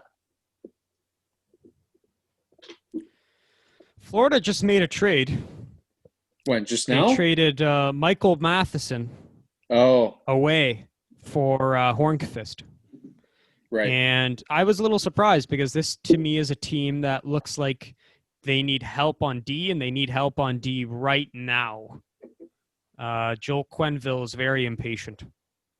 And when I thought about who could help fill that void immediately and the kind of stopper that they need, I went with this man. Okay, that's a handsome guy. I was about to say he's hands down the best looking guy in the first round. That's a man rocket right there. And you're right, Kyle. What about this guy? No, come on, he's not man. there. What about Seth Jarvis? And he's you're right, Kyle. Best interview too. Just a confident interviewer. Like the guy sounds like he's fucking 35. He's so mature. I just think this is the guy for them. You need a stopper. You need a shutdown stopper on the back end. A guy Ekblad isn't. This is the guy. And he can help you right away. We talked about how he can be a guy who could step in right away. That's why the Leafs I read about were interested in him. But I don't think he drops that far. And no. He's not going to 15. No way. No. And his stock's risen. Man, oh man, this was a guy we were talking about in the 30s back in the summer, and then quietly in the 20s, and now I got him going at 12. Like it's absolutely wild. You know what's wacky? I think someone projected him at the Leafs at 15, and everyone was like, "Holy fuck, this guy's good." Isn't that funny how that happened in such a flash? I think it was Button. Crazy. Button was like, Button That's wacky. Kudos to him. But I just team need fits the bill. That's all I'm gonna say. Braden Schneider to Florida. Kind of want to marry this guy. Look at him. Look at that jawline. Yeah. Oh God. He can't go to a big market team. He's gonna get way too many ladies. He's gonna get distracted. if he were to go to like an LA, he'd be done. His career. He's already taken, Kyle. He's already taken. Oh, you know that. You looked That's it up. That's what my right? sources say. Yeah, I have to look it up. Come on. The Pronman. This is Nick's man crush. Pronman gave you the insider, right? Yeah. The Athletic never misses a fucking beat, do they? No, not one. All right. So Carolina at 13 then? Yes, Why sir. not? Okay. So Jarvis will not fall any farther. And, of course, the savvy scouting department of Carolina would make a pick like Jarvis. A guy who's elite in every category. I really can't find a fault other than maybe his size. Tenacious work ethic, amazing playmaking, blinding speed, scoring touch. If he was over 6 feet, forget about it. No one's got him below 6. Nobody. He's going top 6 every day. If you 6'2" with his skill set, not a chance. No way. With his fucking numbers and skill set, no way. The biggest question is whether he can pack on pro level weight and kind of like a Marco Rossi type of weight. I think he can do it, and I think he can roll with the big boys. And he's a great player. And Carolina's laughing. Well, again, Kyle, you've hit the nail on the head. They've got the D, they've got the talent, and what they're really looking for are some complementary offensive players. And they need a winger who's detail oriented. He's going to bring it all to the ice every night, almost a Zach Hyman type player. But at the end of the day, that type of player is Jack Quinn. Quinn is going to come in. He's going to score goals. He's going to be able to play on the penalty kill. He's going to be able to play on the power play, and he's going to provide them with the all-around talent that Carolina needs right now. Love it. Mike, your delivery's so good because you lull me into thinking you're going one way, and you're like, but it's not going to happen. They're going to go with this guy. I love it. Good yeah. pick.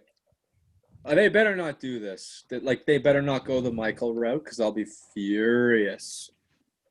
And I'll tell you why later on. I'll tell you why later on. Go ahead, Nick. This is where I have him going. And Kyle and I have talked about it since 2 months ago when they got knocked out by Boston. I said, this is unacceptable. You cannot have James Reimer and Peter Mrazek leading this team. I don't know who they're going to sign in free agency, but whoever they sign, they need a guy for the future. And this GM, he's already said he's not taking any defensemen. He refuses to draft defensemen, so that's not happening. And then as far as forwards, yeah, like I agree with your sentiment, but I like their depth at forward. Like I remember listing off forwards to Kyle earlier, and Kyle was like, whoa, like that's some good depth. Like I'm pleasantly surprised how much depth Carolina has at forward. And I just think the resounding need is goaltending. And this guy's a generational goalie to me. I gush all over this guy. I watch him play, and I am just so infatuated by him. I know he slumped down in the World Juniors, but man, like technically, I've never seen a goalie prospect I've been so wowed by just technically. Like he just looks so good in the crease. Love how he moves. Love how like he's like a statue. His hands are always up. It's like from a young kid, it was just drilled into his head. This is how I have to play goalie, and he's just so studious and plays the position to perfection. So to me, I think he goes to Carolina, and this is I see him going at 13 to Carolina. I don't think he drops anymore. I'd be shocked if he drops anymore. This would be as late as he goes, and I think it's where he's going to go. This guy's into what? What's he doing on the picture, Nick? What? That's good. How can you draft this guy? How can you draft this guy? How did you do that? How did you How did you hack my screen? I actually don't know. Like, that's crazy, man. That should not be allowed. This guy's onto the green. He's not a good guy. Anyways. Who knows? Maybe there are some character issues. I don't know. We've heard a lot about Russian goaltenders, right? But yes. the fact is, I think that doesn't matter to them. I think they see the skill and the talent, and they go, this guy's way better than what we got right now. So let's just take him. I could see this. Okay, so these three picks are really fun because it's Edmonton, Leafs, and Habs. So fun. So Edmonton at 14. I said Drysdale to Buffalo might be the most perfect fit, but no one's going to challenge me on this one. Nobody can challenge me on this one. At 14, the Oilers select Anton Lundell. So, isn't this exactly what they need? Their top six is deadly. They've got plenty of help coming on D and Broberg and Bouchard, etc. Exactly what they need is a guy who can carve out a home on your third line. He might even play there next year, play good shutdown defensive hockey. They don't care if he's not going to, contribute on the power play. They've got enough of that shit. Put him on the third line, make a third line depth role that will be solid, 40 to 50 point guy, and he's not going to let anybody by him. And then when the top two lines aren't on, you're not holding your damn breath. When I watched in the playoffs, this team was a fucking mess in their own end, and this will help big time. Yeah, I mean, I know we said we weren't going to talk about it, but I want to talk about the team so skilled that Eric St. George could have coached it to a Stanley Cup championship. Oh! So I want to talk about the Tampa Bay Lightning briefly here. Inside joke. What Tampa had inside joke was they've got Steven Stamkos and they had Nikita Kucherov, and they went out and they added Braden Point. Now let's turn back to Edmonton. You've got McDavid, you've got Draisaitl, and I think that they have the opportunity here to add a Braden Point type player in Seth Jarvis. And I think that you can't let him slide further than this. I think he has the chance to be able to run his own line at the NHL level. You could slot him down on the third line. He can pop up, play power play time with the big boys. And at the end of the day, he's going to provide that extra scoring punch that they need so that they can take a little bit of the pressure off of McDavid and Draisaitl. They've got the D help coming from their prospects, and I think that Seth Jarvis is the pick that the Edmonton Oilers are going to make. I would love that. I would truly love that. Yeah, I would too. I don't think he's going to drop that far. I don't think these GMs are that stupid. My God. I don't know. I think he's too talented to go that far. But I digress. Okay. To the Edmonton Oilers, the lucky Oilers. They are so lucky to be in this position. Shut the fuck up. Oh my God. Nick's favorite prospect of the NHL Oh draft. boy. Dylan Holloway will be drafted to the Edmonton Oilers, and here's why. I think they still are looking for that winger help. And I don't think they need like a skilled winger. I think they need kind of a jack of all trades winger who not only can score, but can also be heavy, play a heavy game, get those pucks for McDavid, almost play a Hyman role like he does for Matthews and Marner. And I think McDavid needs a guy like that badly. I don't think Yamamoto is that guy.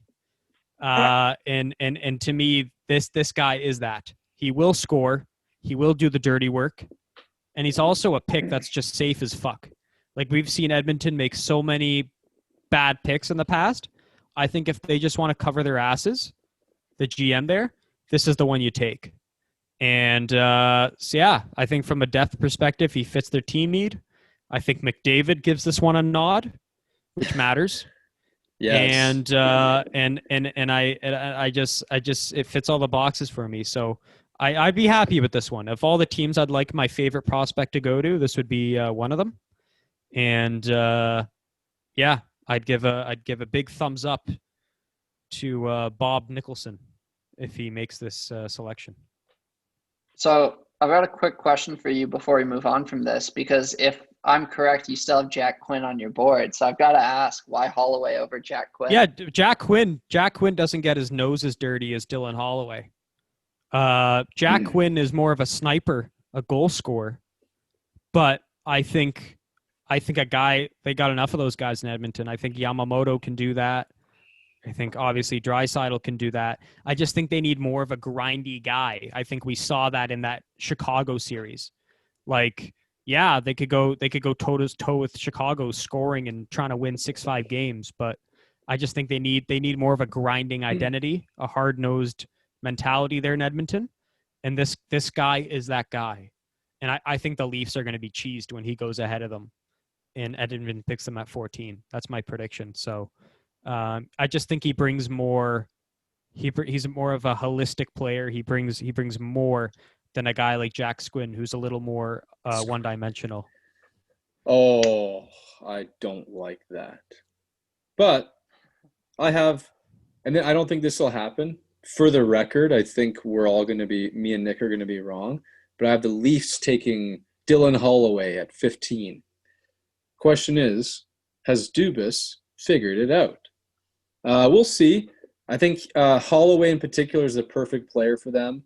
Yes, there's more skilled options on the board, 100%, but none bring the physical, tenacious game that Holloway will bring.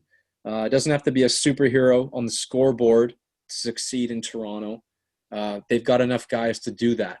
They're not drafting a player at 15 to be in their top fucking power play. He's going to be their perfect second or third line spark plug with skill, who's going to definitely contribute offensively. Good power play 2 guy, and again, another grinder, a guy who will actually give them a presence in the playoffs that they desperately need. So Holloway's a good pick here. But I have words for Michael in the next pick. Big words. So I'd be lying if I said that this wasn't completely hopeful and that there is a high probability that it doesn't happen. But I have the Leafs taking Braden Schneider. I don't think I have to explain it. I think it's pretty self-explanatory. And that's why I have the Leafs taking at 15. Great. Nicolas ass.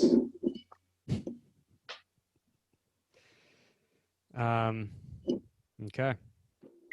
Pulling up the This photo. is a big one. Yeah. It is a big one. This is a great segment. We would never think they'd have a first round pick, but here we are.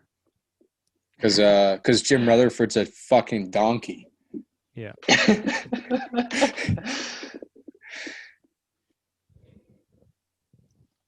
Oh my God, this is so lame. Kyle Dubas will step up to the podium and go, with the 15th pick, the Toronto Maple Leafs select from Toros Novkamask, Romeo Amirov. And he will say it in a strict Russian accent like that. And here we go, Kyle, playing around with the Russian players yet again. We all know his bias. Yeah, I don't think, like, I think you're wrong again, Kyle. I don't think Dubas is going to learn from his mistakes. I think he's a stubborn child. And I don't think he's going to all of a sudden go, we got to be heavy hockey. I don't see that at all. You're a I think dick. I'm with Michael. Like, if Schneider was there, like, it makes a So- good argument for why So you Schneider take him. doesn't play heavy hockey? Oh, of course he does. But he fills a need on defense, right? You're such a prick. So, But okay, go ahead. I just don't think he's learned from his ways. And when you think speed and skill, This guy at is this point, at that point in the draft, this is the guy. this guy is a and, like- fucking gray dud. Yeah, but He's we talked great. about we talked He's we so talked about safe. He's lame. He's boring. This sucks. speed and skill. That's what Dubas likes. And we I'd be talked about this, depressed. Kyle. We talked about depressed. how when Dubas comes to the podium, he's not going to pick like a brand name guy. We talked about this. This is not right. He's not even the best player available by a mile. By a mile. Yeah, but we You're talked taking about this this 2 guy months over ago. Quinn? You're taking We this talked- guy over Quinn? Yeah, we talked about this 2 months ago. You said Dubas is the kind of guy who won't go with the consensus pick. You know? We spoke about this. You still have You're going Dawson back on your Mercer you're going available, back too. on your word. No, I'm He not. said he No, I'm we not. said That's why we said Dubas is going to stand up there. He's going to adjust his glasses, look like a smart aleck, and he's going to pick some guy out of nowhere. And this is the guy. Well, I don't believe this is the guy. He's not like I'd say Dylan Holloway would shock people. That would be picking No, someone that's a safe out of pick. nowhere. It's not. No, he's not. No one's talked about Holloway to is the so Leafs. safe. No, in general, in this range, he's so safe. I know, Yeah, but given- he brings more sandpaper than this guy's just going to be a third liner who fucking he's going to be a Kyle, fucking you got to learn from precedent. Like, he does not like sandpaper, Dubas, and I don't think he's going to learn anytime soon. He's stubborn. learned. He's stubborn. He has to learn. No, he's stubborn. This guy's another Janssen. He's Janssen. This will be Janssen's replacement, and we'll get nowhere. I just think the guy's going to stick with his guns. He's going to stick with the identity that's been leading him this whole time, and I'd rather bet on this guy. I think it's a safer pick. I hate it. I hate safe. I don't like So it I- either. I'll be I feel- pissed if they go this way. I just think they will. I feel like the safe pick at this point, though, would be Dawson Mercer, would it not? Like, if That'd be Dylan another Holloway is safe available, that might make sense. But I feel as though Mercer combines that skill with a little bit more physicality. Like, he's not a physical guy, but He's a Swiss Army knife. yeah.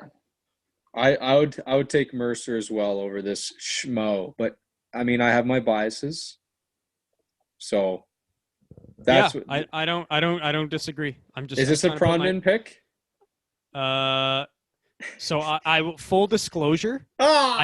I made a mock before reading any articles, Oh, and me and Pronman had the exact same pick at 15, Rodion Amarov. you are out of line, Okay.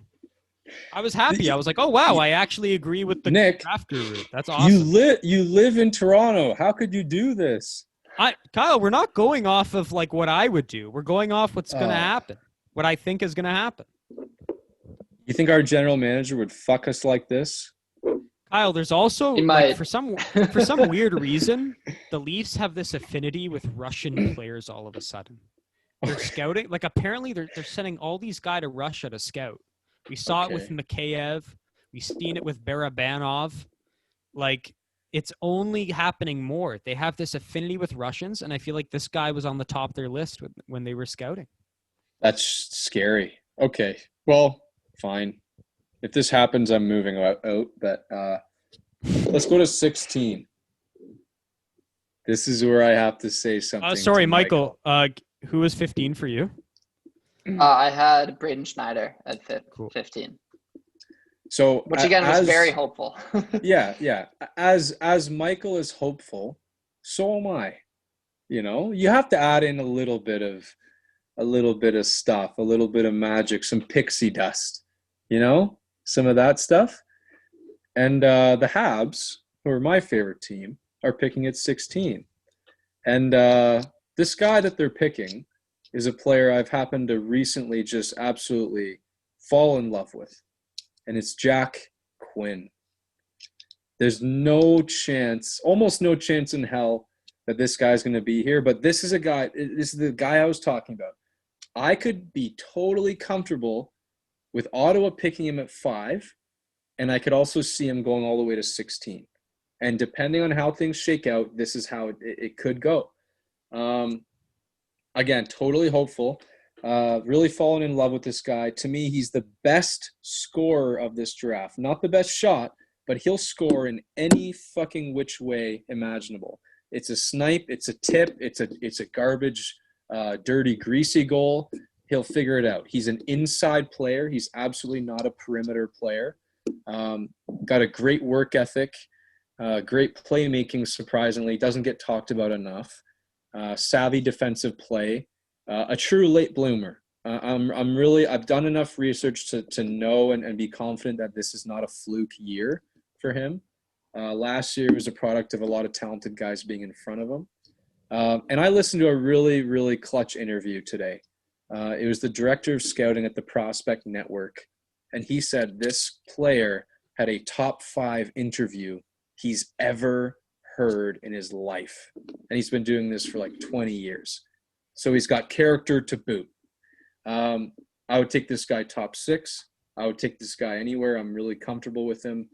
And it's a player I've really grown extremely personally fond of. I thought that player was Seth Jarvis, but I like Quinn better than Seth Jarvis. It's amazing that the Ottawa 67s have managed to produce 2, I think, of the most outstanding characters Yes. in this year's draft. Yes. I think that speaks a lot to their organization. For Montreal, I went almost entirely with storyline here. This is a team that's been looking for a number 1 center since Saku Koivu walked out the door. And I know a lot of people may disagree with me that Saku Koivu was the number 1 center, but since he walked out the door, they've been looking for their number 1 guy. And I think it's only fitting that a guy who, other than injuries, would have been a top 10 talent in this year's draft, who's a pure playmaker, who's French-Canadian, who's going to play for the Habs, goes to them at pick number 16, yes. Which is why I have them taking Hendrix Lapierre at number 16. That. Great pick. Love it.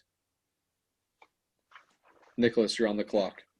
Another bombshell with his delivery. Love it. Yeah, I'd love that too. So yeah, this guy's still on my board somehow, so that's why he's going 16. Oh. I think too recently they've seen too many forwards succeed, and they're slowly building their forward depth. And I think it's time to diversify a little. I know you have Romanov, who's ready to go, but I think they have like 8. Like they need guys to step in after Weber is done. And like I just think if you could lay a foundation and have your top 2 centers being Suzuki and Kotkaniemi, and then you could look at your top 2D and go Gouli and Romanov, you're in such good hands.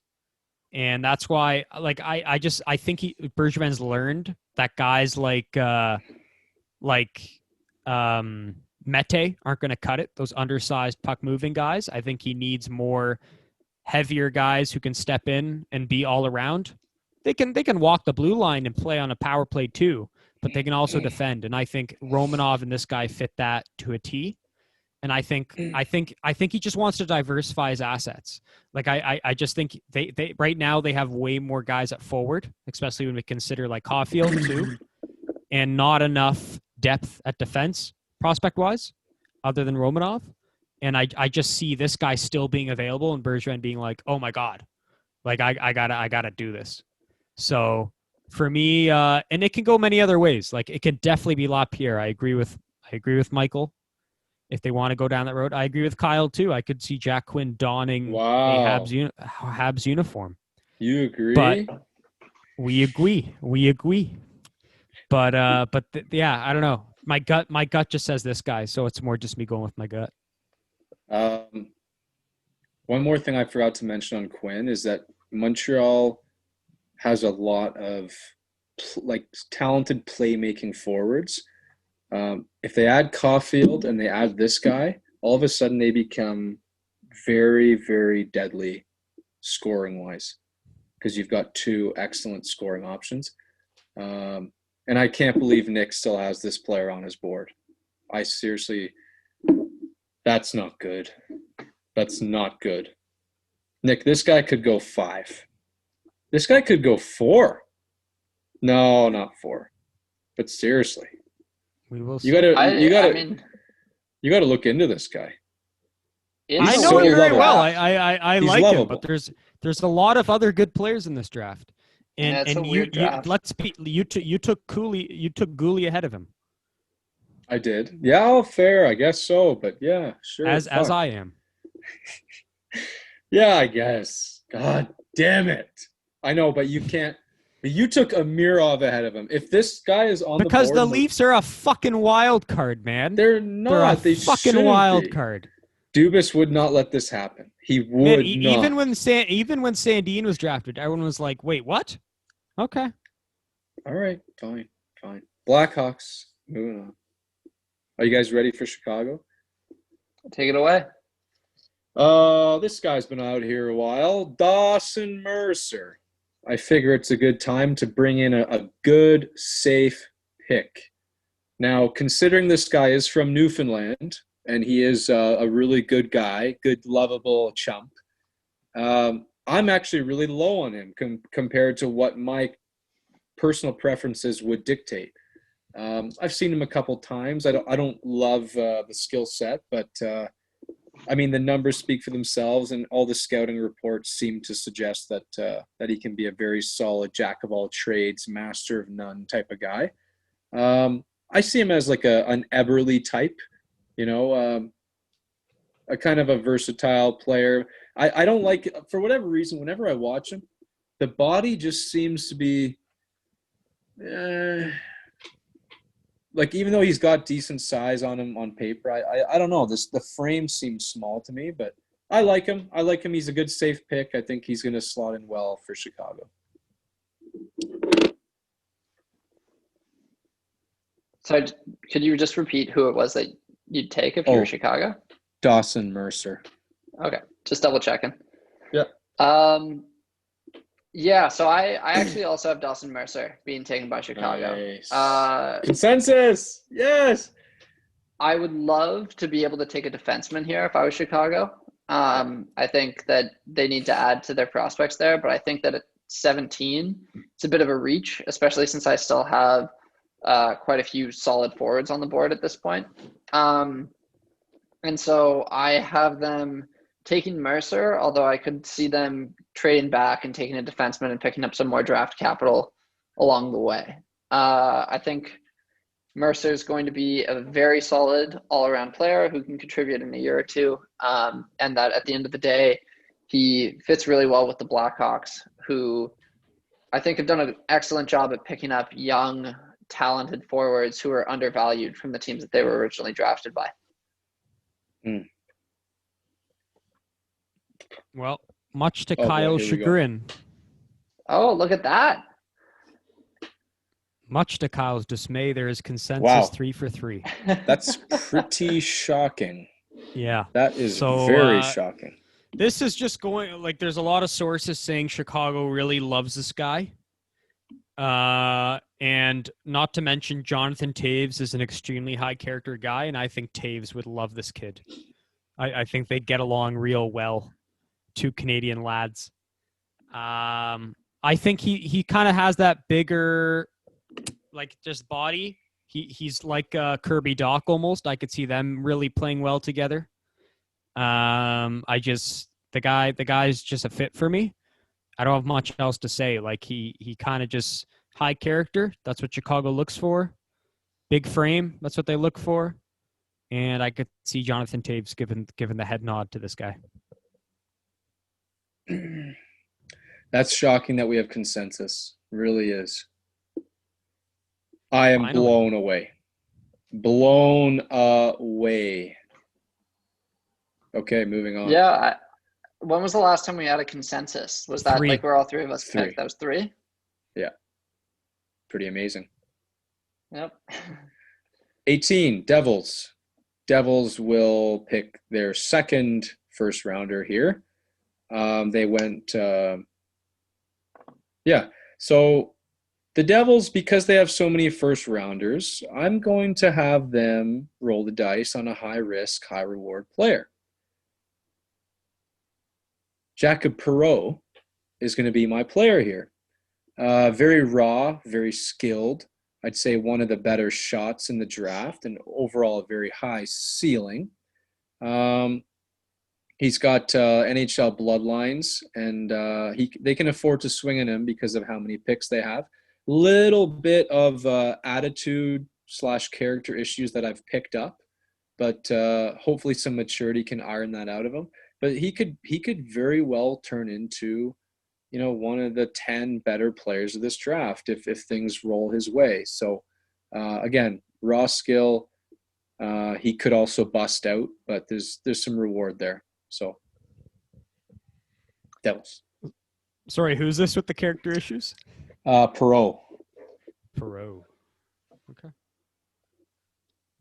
So for the Devils, I'm going to go with a bit of a safer pick, Dylan Holloway, for a lot of the reasons that Kyle talked about when he talked about the Leafs taking him at 15. I think Dylan Holloway provides a little bit more of a grittier approach to the game, which slots in well behind Hughes and Hischier.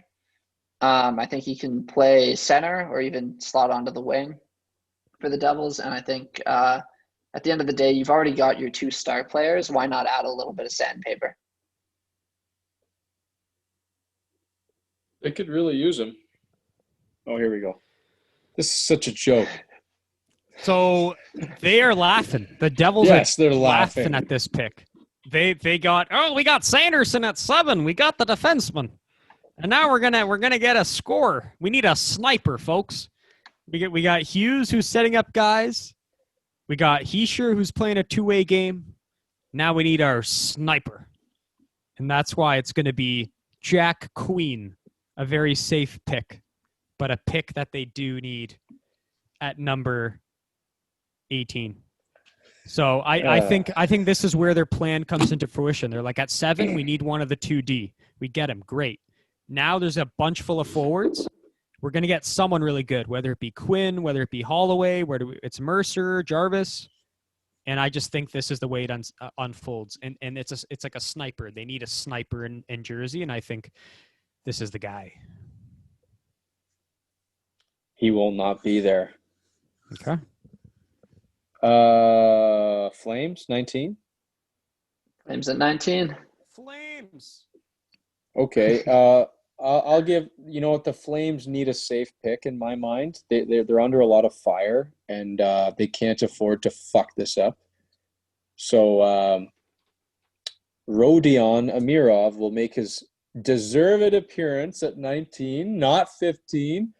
200-foot game, plug and play, good second liner in the making, great work ethic, and he's a battler. I will say no more. Well, write that down, if Nick. you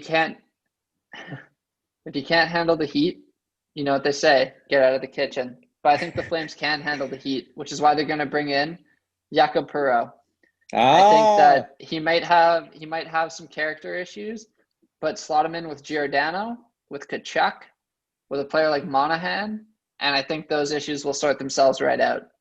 He's got the skill to be a great player in the league, and I think that if you put him on Calgary, he'll be surrounded with the right type of attitudes, which is why I have him going at 19 to Calgary. It's 19, right? Yeah, 19 to Calgary. Who did you have, Kyle? He had Rodion Amirov. Oh, yeah, of course. Okay, I'll go in a bit of a different direction here. I think Calgary to me just speaks defenseman, And so I'll go. They already have one really stud Swedish defenseman. I think they're going to take another Swedish defenseman, and that's why I'm going William Wallinder. This to me, like I said, they need a D. And when I looked at other D, like after Schneider and after Gooley, I just saw like a list of like 4 guys. And I was like, yeah, like this guy seems reasonable. And I just think they're partial towards Swedish defensemen. And I think they love Anderson. Like, I think that guy's untouchable in their organization. Like, you can't get him for anything right now. And I think this guy, they'll just trust him. We need a safe Swedish defenseman. You know they're all safe. You know they all play the same way. And I think Calgary goes defense. So I'm going Wallinder at 20. That sucks. Or 19. Sorry, I just came back. I got a charger, and another dud. Well, fuck, it's Calgary. What do you expect? What do you expect? I know. That's why like I did a mirror. You expect a dud pick. Come on. Exactly. You're right. Okay, so Devils at 20. I've got a philosophy here. When you're shooting for the stars, you keep shooting until you hit one. So with the 20 pick with the Devils, I had them picking Perreault, a high risk, high reward pick. I got another one. I have another boomer bust. Noel Gunler at number 20. One of the better shots of the draft. A little bit of character issue murmurs out there, although he's very skilled. Could turn out to be one of the better scorers.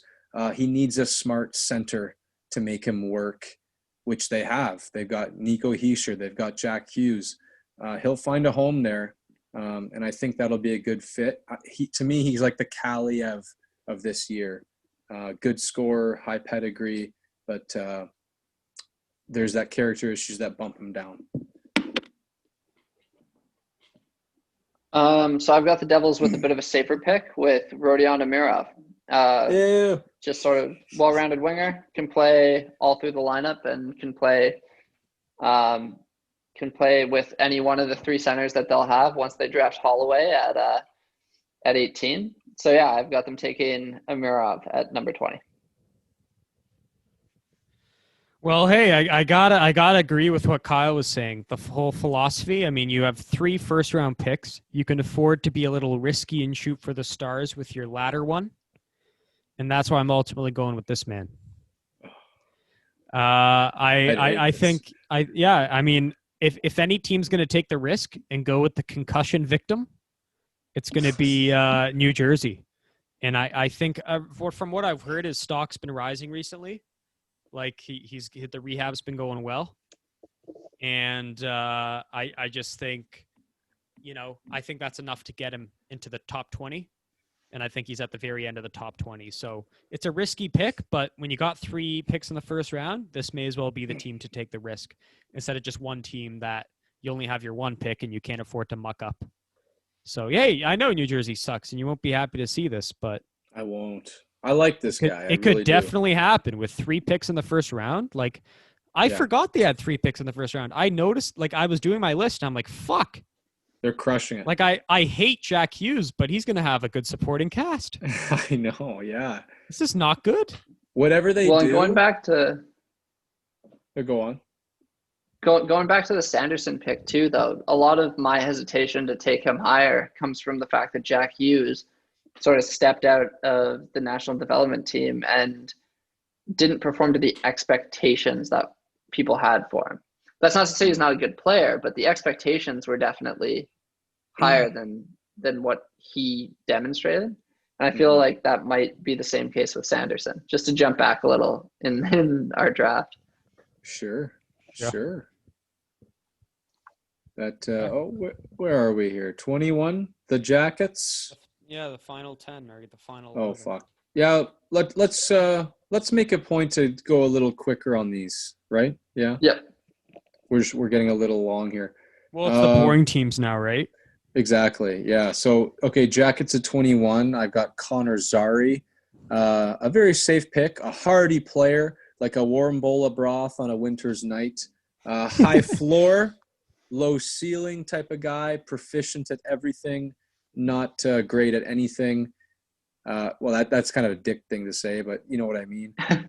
Has an edge to him. He'll fit right in Columbus.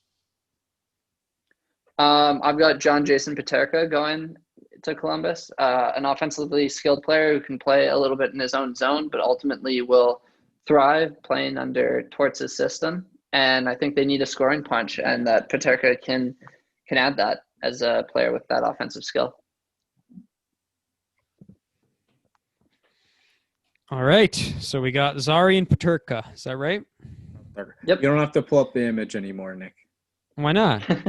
because we gotta wrap this up. But it adds a dramatic element, does it not? If you think you can get it done without fucking around and wasting time, then yes, sure. Okay, fine. I'll step up my A game. I'm multitasking here. We got news from our hockey league. I'm trying to juggle all this news hitting from all directions. Yeah. Okay, I got them pulled up.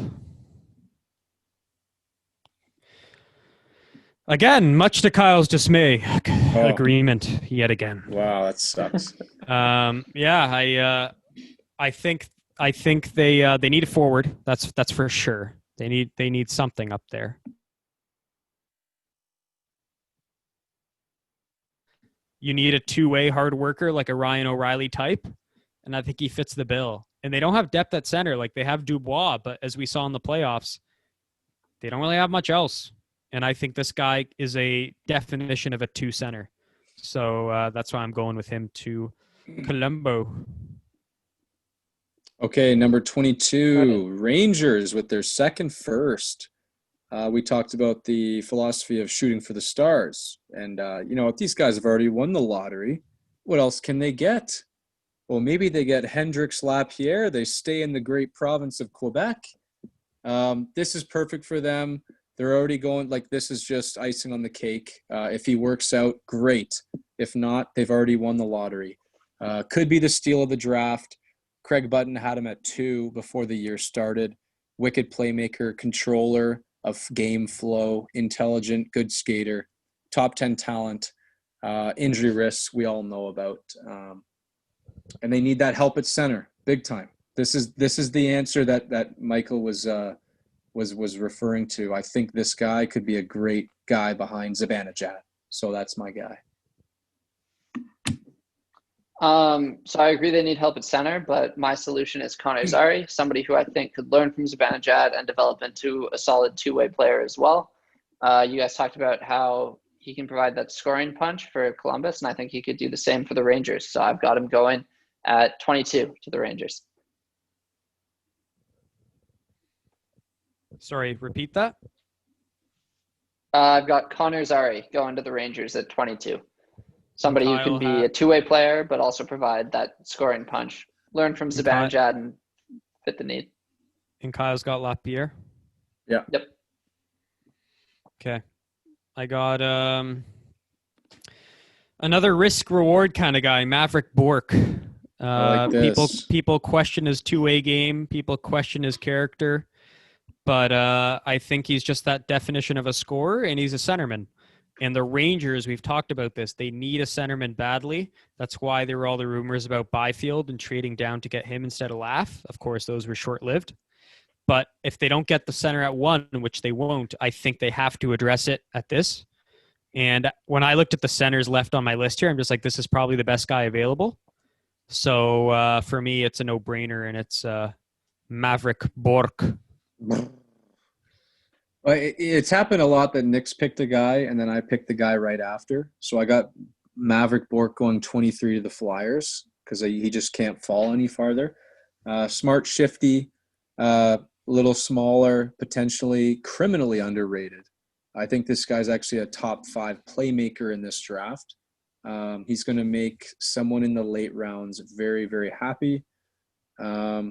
And this is just a no-brainer. I think he'll probably be gone earlier than this, but Flyers, if they get here, is a real win.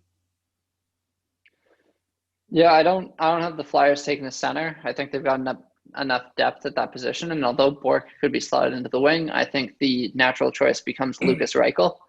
A smart, creative winger, needs to work on his defense a little bit. But at the end of the day, what Philly needs is that scoring touch. They've got Couturier who can play defense. They've got a team that has sort of locked itself in a little bit more defensively. They've got Carter Hart in net. So ultimately, I think they need scoring touch, and that Lucas Reichel will provide that. Nice. Nice. Very nice. Man, I'm infatuated with this player. I didn't even have him in my top 30 when we originally did our rankings, but this is a Nick player, man. He's very similar to like a Connor Zary. I really like Ridley Gregg. And I think the only thing I have here is that his father is a scout for the Philadelphia Flyers. Oh, okay. So some inside Nice. connection there, and that's why I'm going with him. I could definitely see him going to the Flyers. And he's a first round. Like I think he's going in the first round based on everything I'm hearing. So if he's going anywhere, I just see him going where his dad scouts. Okay. 24 Washington Capitals. They need pretty much everything prospect wise. So I'll just say Jan Mysak. Mishak? Yeah, Mishak. Safe pick, 200-foot game. Yada yada. You know the drill. Just a good idea. Yeah. So Washington definitely needs a little bit of everything. I'm going way off the board with this one because I watched a YouTube video and his name was brought up, and then I did some research and realized that he was scoring at a pace similar to what Kucherov did in the MHL in Russia. So I'm going with Dmitry Reshevsky, who is an overager, undrafted, but I think that if you draft him, comes over from Russia and he plays with Ovechkin and Kuznetsov, that he'll feel comfortable in Washington and could develop into a really solid goal scorer for that team. Sorry, Neat. That's off the board. You're going to have to repeat that one for me. Dmitry Reshevsky. Wow. Yeah, right. It's a huge reach, I think. I don't know. Yeah, but I like the whole Russian angle. Yeah. That's good. Okay. I think Washington is more in need of defensemen, and that's why I'm going with Justin Barron. Oh, this is ugly. This is just like it's that group of defensemen who are like between 22 and 30, and he's just one of them. And he seems like that kind of guy that Washington needs. They just need a safe defenseman pick. And for me, it's Justin Barron. He's kind of just that next guy in line of that cohort of D, and I just have him fall in there. Nice. Washington would do something like that, I think. 25. This is a good one. Colorado at 25. So I've saved a good pick for this. The perfect pick, I should say. Tyson Forster. Maybe the best star of the one-timer. OHL All-Star or the CHL All-Star game. Yes. Maybe the best one-timer of the draft, question mark, perhaps. A true weapon of a shot. Not a great skater, although he's working on it a lot during COVID. I've seen some videos of him improving. Bomb of a shot, a little bit of a physical edge, can carry play adequately. He's not going to make tons of plays, but he's a finisher. He's going to develop into a finisher.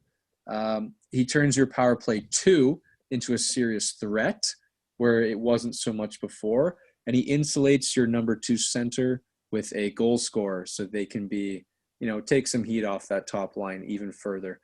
He'd fit great next to a Kadri. He'd fit great next to a New Hook. This is a really cool guy to get late in the first round for that boom potential. Clapper. Yeah, so I've got the Avs taking Ridley Gregg. I think for a small player with a high motor, who's got the skills to back it up, that going to the Avs and playing with a team that's got that speed and skill, that not only could he add a lot to the team, but he could also learn quite a bit from McKinnon and Kadri and just slot in with the rest of the team and maybe help push them over the top in a year or two. Repeat yours for me, Kyle. Tyson Forster. Oh, yeah. Okay. Okay. Colorado. They need a good old power forward. That's why they're going with this kid. Oh my God. Brendan Brisson is somehow going to end up going in the first round because his dad is a top agent in the NHL. Oh my God. And that's all I'm going to say. I do not want this. Yeah, I'm sure you don't, but like I'm just saying, like these things have a way of going like this. Like, hey, I'm getting my kid to go in the first round. I'm gonna make some phone calls to Joe Sakic, and they're gonna draft this power forward called Brendan Brisson. That man has no sway with Joe Sakic. Okay, and Patty Brisson, that's a powerful man. You don't cross that man. Do you want to know a really fun stat that I love? Is Colorado has among the lowest percentage of American players on their team in the entire NHL. Nice. They've got like one, Eric Johnson.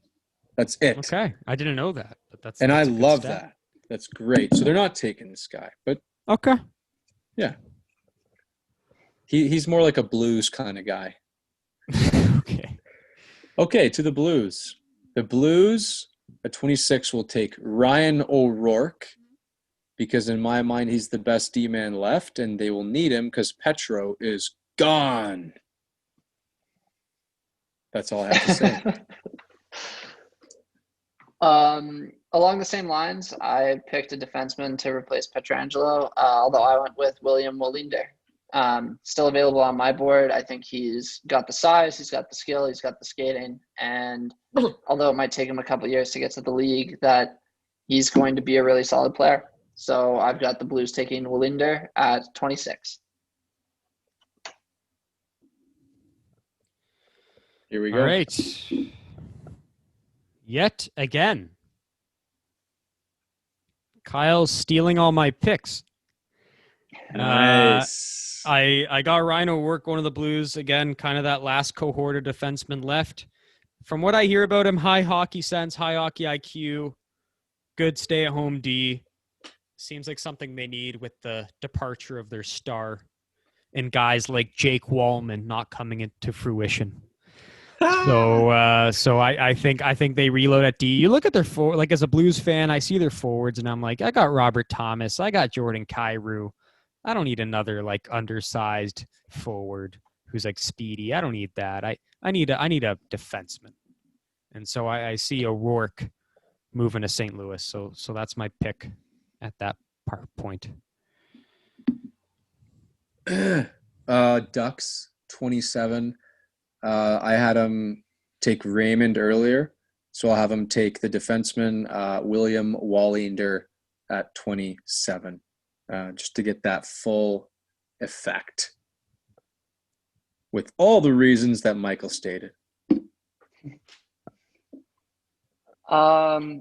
Yeah, so for Anaheim, I took Holtz earlier, and I think they still need a bit more offensive punch, so I have them taking Ozzy Weisblatt, who could slot in as a playmaker down the line to complement Holtz, or just be a complementary piece a little bit further down the lineup. Wow. Okay. We are just flying through this. Good. Okay. Anaheim. They need a sniper, which is why they're going with Jakob Perreault. To me, yeah, I mean, I talked about it. So you already have kind of that elite setup man in the guy they got last year. Again, my mind's just destroyed right now. And they already have they're going to get their defenseman with their 6th pick. They're going to have Drysdale. So you guys were saying, okay, well, they need a finisher on the forward front. Well, this is their finisher at the forward front.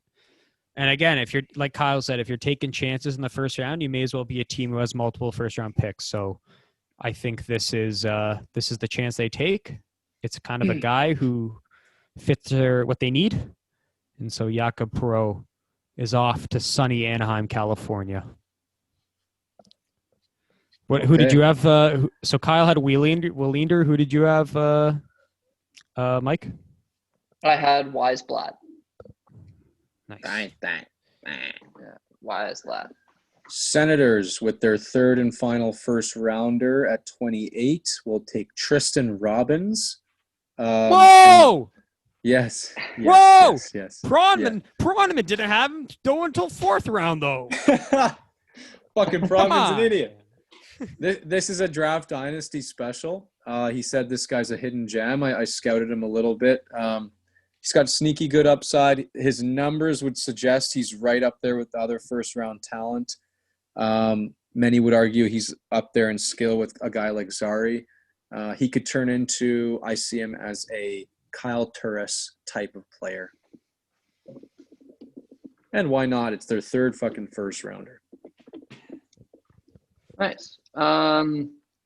I've got Ottawa taking a defenseman with their third first rounder, and I have them taking Justin Barron. I think they're looking for somebody who can possibly play with Shabbat, and Barron is a right shot defenseman, recently named captain of the Halifax Mooseheads, which means that he shows dedication to the game. He can be a leader in the locker room, and I think you slot him in beside Shabbat and hope that there are some sparks. Wow. Okay. So Robbins and Barron heading to Ottawa. Okay. What do you got for us?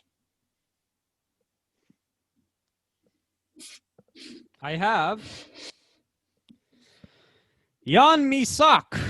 I think, again, Ottawa, for me, they got Byfield as their center. They got Raymond as their skilled winger.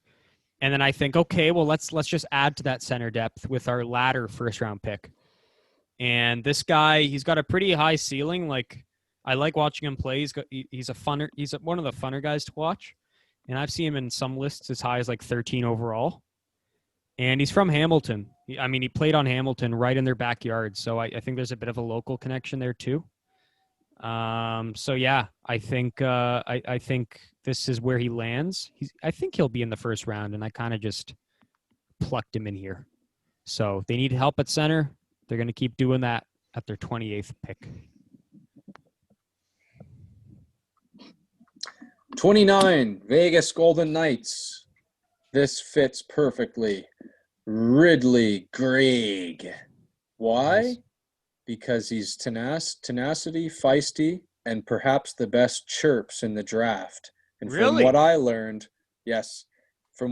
on this playoffs is that Vegas is a bunch of dicks who likes to chirp, and that's why I have Greig going to them. This is awesome. I'm going to get man. Vegas is they're owning the draft, man. They're owning this. Between who'd they pick last year? The guy who hurt himself, he was all squabbling. He was like, yeah. man, I fucking love that guy. And so if they get Ridley Greig too, like, I know who it is. He played for like Manitoba or something. Yeah. But yeah, like, man, if they add like a Ridley Greig on top of that, I'm loving the managing they're doing. Peyton Krebs. Peyton Krebs. He's going to be a star. I don't know. Who you got, Mike?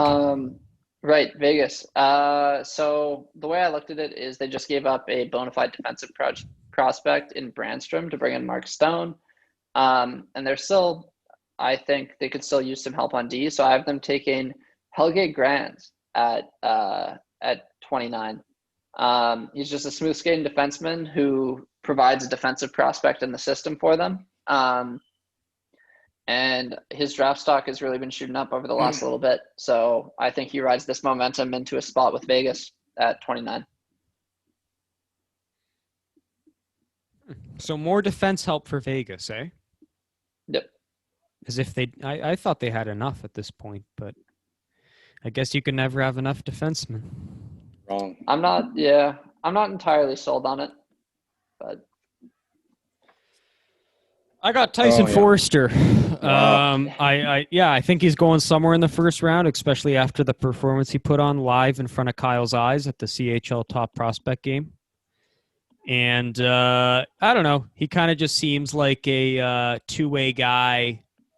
Doesn't do anything really remarkably. Kind of an all-around guy. And this just seems like a kind of pick they would make. So kind of a jack of all trades kind of guy. I don't see him coming out of the first round, so I had to slot him in somewhere. So I kind of just threw him in there. Yes. Good pick. That's a wealthy pick. Dallas Stars 30. These damn Stars, eh? So I kind of looked at what blueprint got them to the finals. Heart, soul, proficiency, buy into the system, character. Ozzy Weisblatt, for me, has those things. So that's where I'll go. I took a similar approach. I took a look at their team and sort of looked at what worked for them and what they needed. And I think they're getting to a point where a lot of their star players are getting older and they need to replace them with good professionals and people who are going to be good in the system. And I think Luke Evangelista coming from the London Knights fits that mold. The London Knights continuously produce good professional players, people who know what it takes to succeed at the NHL level. And I think Evangelista is going to be a good fit for the Dallas Stars.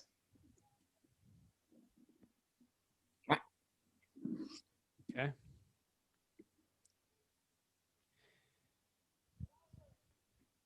What's this guy's name? John J. Paterka? JJ Yes. Paterka? JJ Paterka, yeah. I'll just call him JJ. I think, I read something about Dallas, how they're really in love with, what are they called? Like European players, European scouting, very strong there. We've seen that with, what's his face? Heiskanen and Klingberg. They just love those Euro players. And I think one of these other Germans goes somewhere in the first round. I don't know where, but I think they go somewhere. And I kind of just slotted him in here. I'm like, there's no way Stützle's the only German going in this first round, especially with all the hype coming out of the DEL, the Dell. So, I'm going with JJ. Paterka. JJ Paterka. Here we go. Sharks 31. Kind of a shitty Last team. but not least. They are least. They're the least desirable management perspective team on the fucking face of the earth. Oh, Kyle. And just for Nick, I'm gonna give him a special draft. Above all else, Zaid Wisdom. Whoa! Wow, you're such an idiot. I know. This was simply for Nick because his team needs this guy. That's it. That's good. Such a good player. Love it. It was great to see him in person in Kingston too. Yeah. For the record, it sounds like he's going to be going in the third round, so that'll be fun to watch. Nice. No, he's going at 31. Nice. Okay. So at 31 for me, I have Maverick Bork. Oh, wow. That's rich. Yeah, I think the Sharks are in for a weird next few years. And I think that as they come out of it in a few years, that Bork will be ready to make the jump to the NHL. Currently, he's got to work a little bit on all parts of his game, but he's got the underlying talent and the potential to become a really good player. And I think that the Sharks aren't going to pass up on the opportunity to take a center like Bork at 31. Sorry, define weird. They got some weird years coming up. I don't quite follow you. Just the amount of cap space that they have invested into defenders who are in their 30s and getting older. On top of that, Couture and Kane, who I think are better served as complementary pieces than pieces to carry a team. So when I say a weird next few years, I just mean I think they are going to have to redefine their identity, because I think they had Pavelski for a while there. They had Joe Thornton. Joe Thornton might stick around for another year or two, but he's gonna be out of there. And so they're going to have to find themselves. They got to find themselves, eh? I think Plus- so, yeah. Plus, Logan Couture has questionable political views. And they just lost their head coach. What are you talking about? They got Bobby Bugner, the boogeyman. Yeah, right. He's the same head coach they had last year. He's sticking around.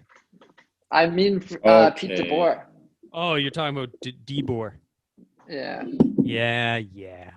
Okay. Don't get Finally. me wrong. I don't think they're gonna fail. I just think that they could be worst team in the league, or they could make it to the second or third round of the Man, playoffs. like, It's just gonna be weird. I'll just be honest. Like I think the future is so grim. Like they need Shane Wright real bad. And, No, you're not. No way. I'll be first in line for that jersey if it happens. No. Yeah. No way are they Like, going. No. You're right. Like with the cap space, with the lack of, like, look at their prospects. Like it's actually sad. It's so but sad. I digress. Noel Gunler will be the 31st overall pick. 2 years ago, the Sharks made a questionable pick and they took Ryan Merkley. He was touted for his high risk, high reward kind of deal, low character. But man, he had some skill. And this kind of guy fits the same bill. I feel like Dougie Wilson is kind of known for making these kind of moves. Like, I don't really care about your character. I'm going with the upside, the potential. And this is kind of that guy. Like, they question his work ethic. They question his compete. But I think they look at the upside and they need scoring. They have no prospects up front. And this is the guy. They're like, you know what? We don't know what we're going to get, but if he clicks, this could be like a top 10 player in the draft. So, yeah, that's what they're going to go with. And it just fits their MO, the high risk, high reward kind of deal. So Noel Gunler will go to San Jose. Schmonte. We done? Yes, we're done. Unless you guys want to go rounds 2 through 7. Ha! Tell you what, let's Pulling skip all-nighter? to 3. Sure. Skip to round 3, and we'll call it after round 3. Wisdom. Every pick in round 3. Yes. Yeah, man. I can't wait. Like that whole second day, I'll be waiting just to see where Wisdom's going. Him and that Tristan Robbins guy. Because that podcast you sent me, Kyle, that guy would not shut up about him. He would not shut up about how good Tristan Robbins was. Which podcast? The while oil ago? night. Oh, The oil yes. night. Yes. He would not shut up. He was sucking him off at nauseum. He had him at like 17. Oh yeah. Even yeah, you're right. Draft Dynasty had him high too. Yeah. So Hidden yeah, gem. him and Wisdom. Robbins and Wisdom will be the two guys I look out for. But yeah, other than that, Michael, just so you know, during the draft, do not message me or Kyle. It's likely we're going to be having to watch the following day because we have our season opener for hockey at the same time. Okay, sounds good. I'll just be drinking. Go on.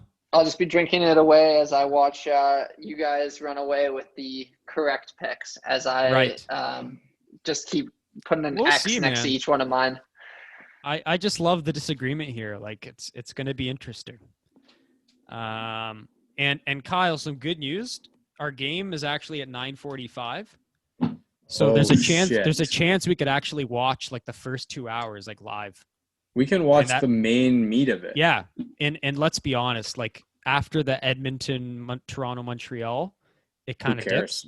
Exactly. So we could probably watch those first 16 picks live, which will be nice. Yeah, we'll do that. So yeah. So there you have it. You have our picks. We'll see who wins the beer challenge. And I'm sure our audience will be keeping tabs and keeping score at home too. So with all that said, we hope you enjoy the NHL draft as much as we will. It's going to be weird as fuck.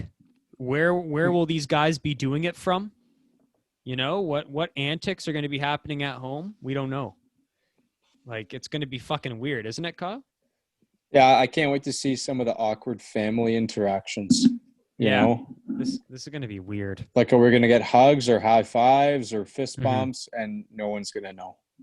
Yeah, it's gonna be really weird. My question is this: who's the first guy to give a fist bump to a high five, or vice versa? Byfield. Byfield. Yeah. Yes, absolutely. And that's all I have to say, Nick. Yeah, that's all we got to say. Okay, well, until next time, next episode, it'll be the season finale, the live react. So please tune in for that. You'll get to hear all of Kyle's crazy antics as the draft unfolds before his childish eyes. We hope you tune in then. And until next time, it's been a pleasure to serve you.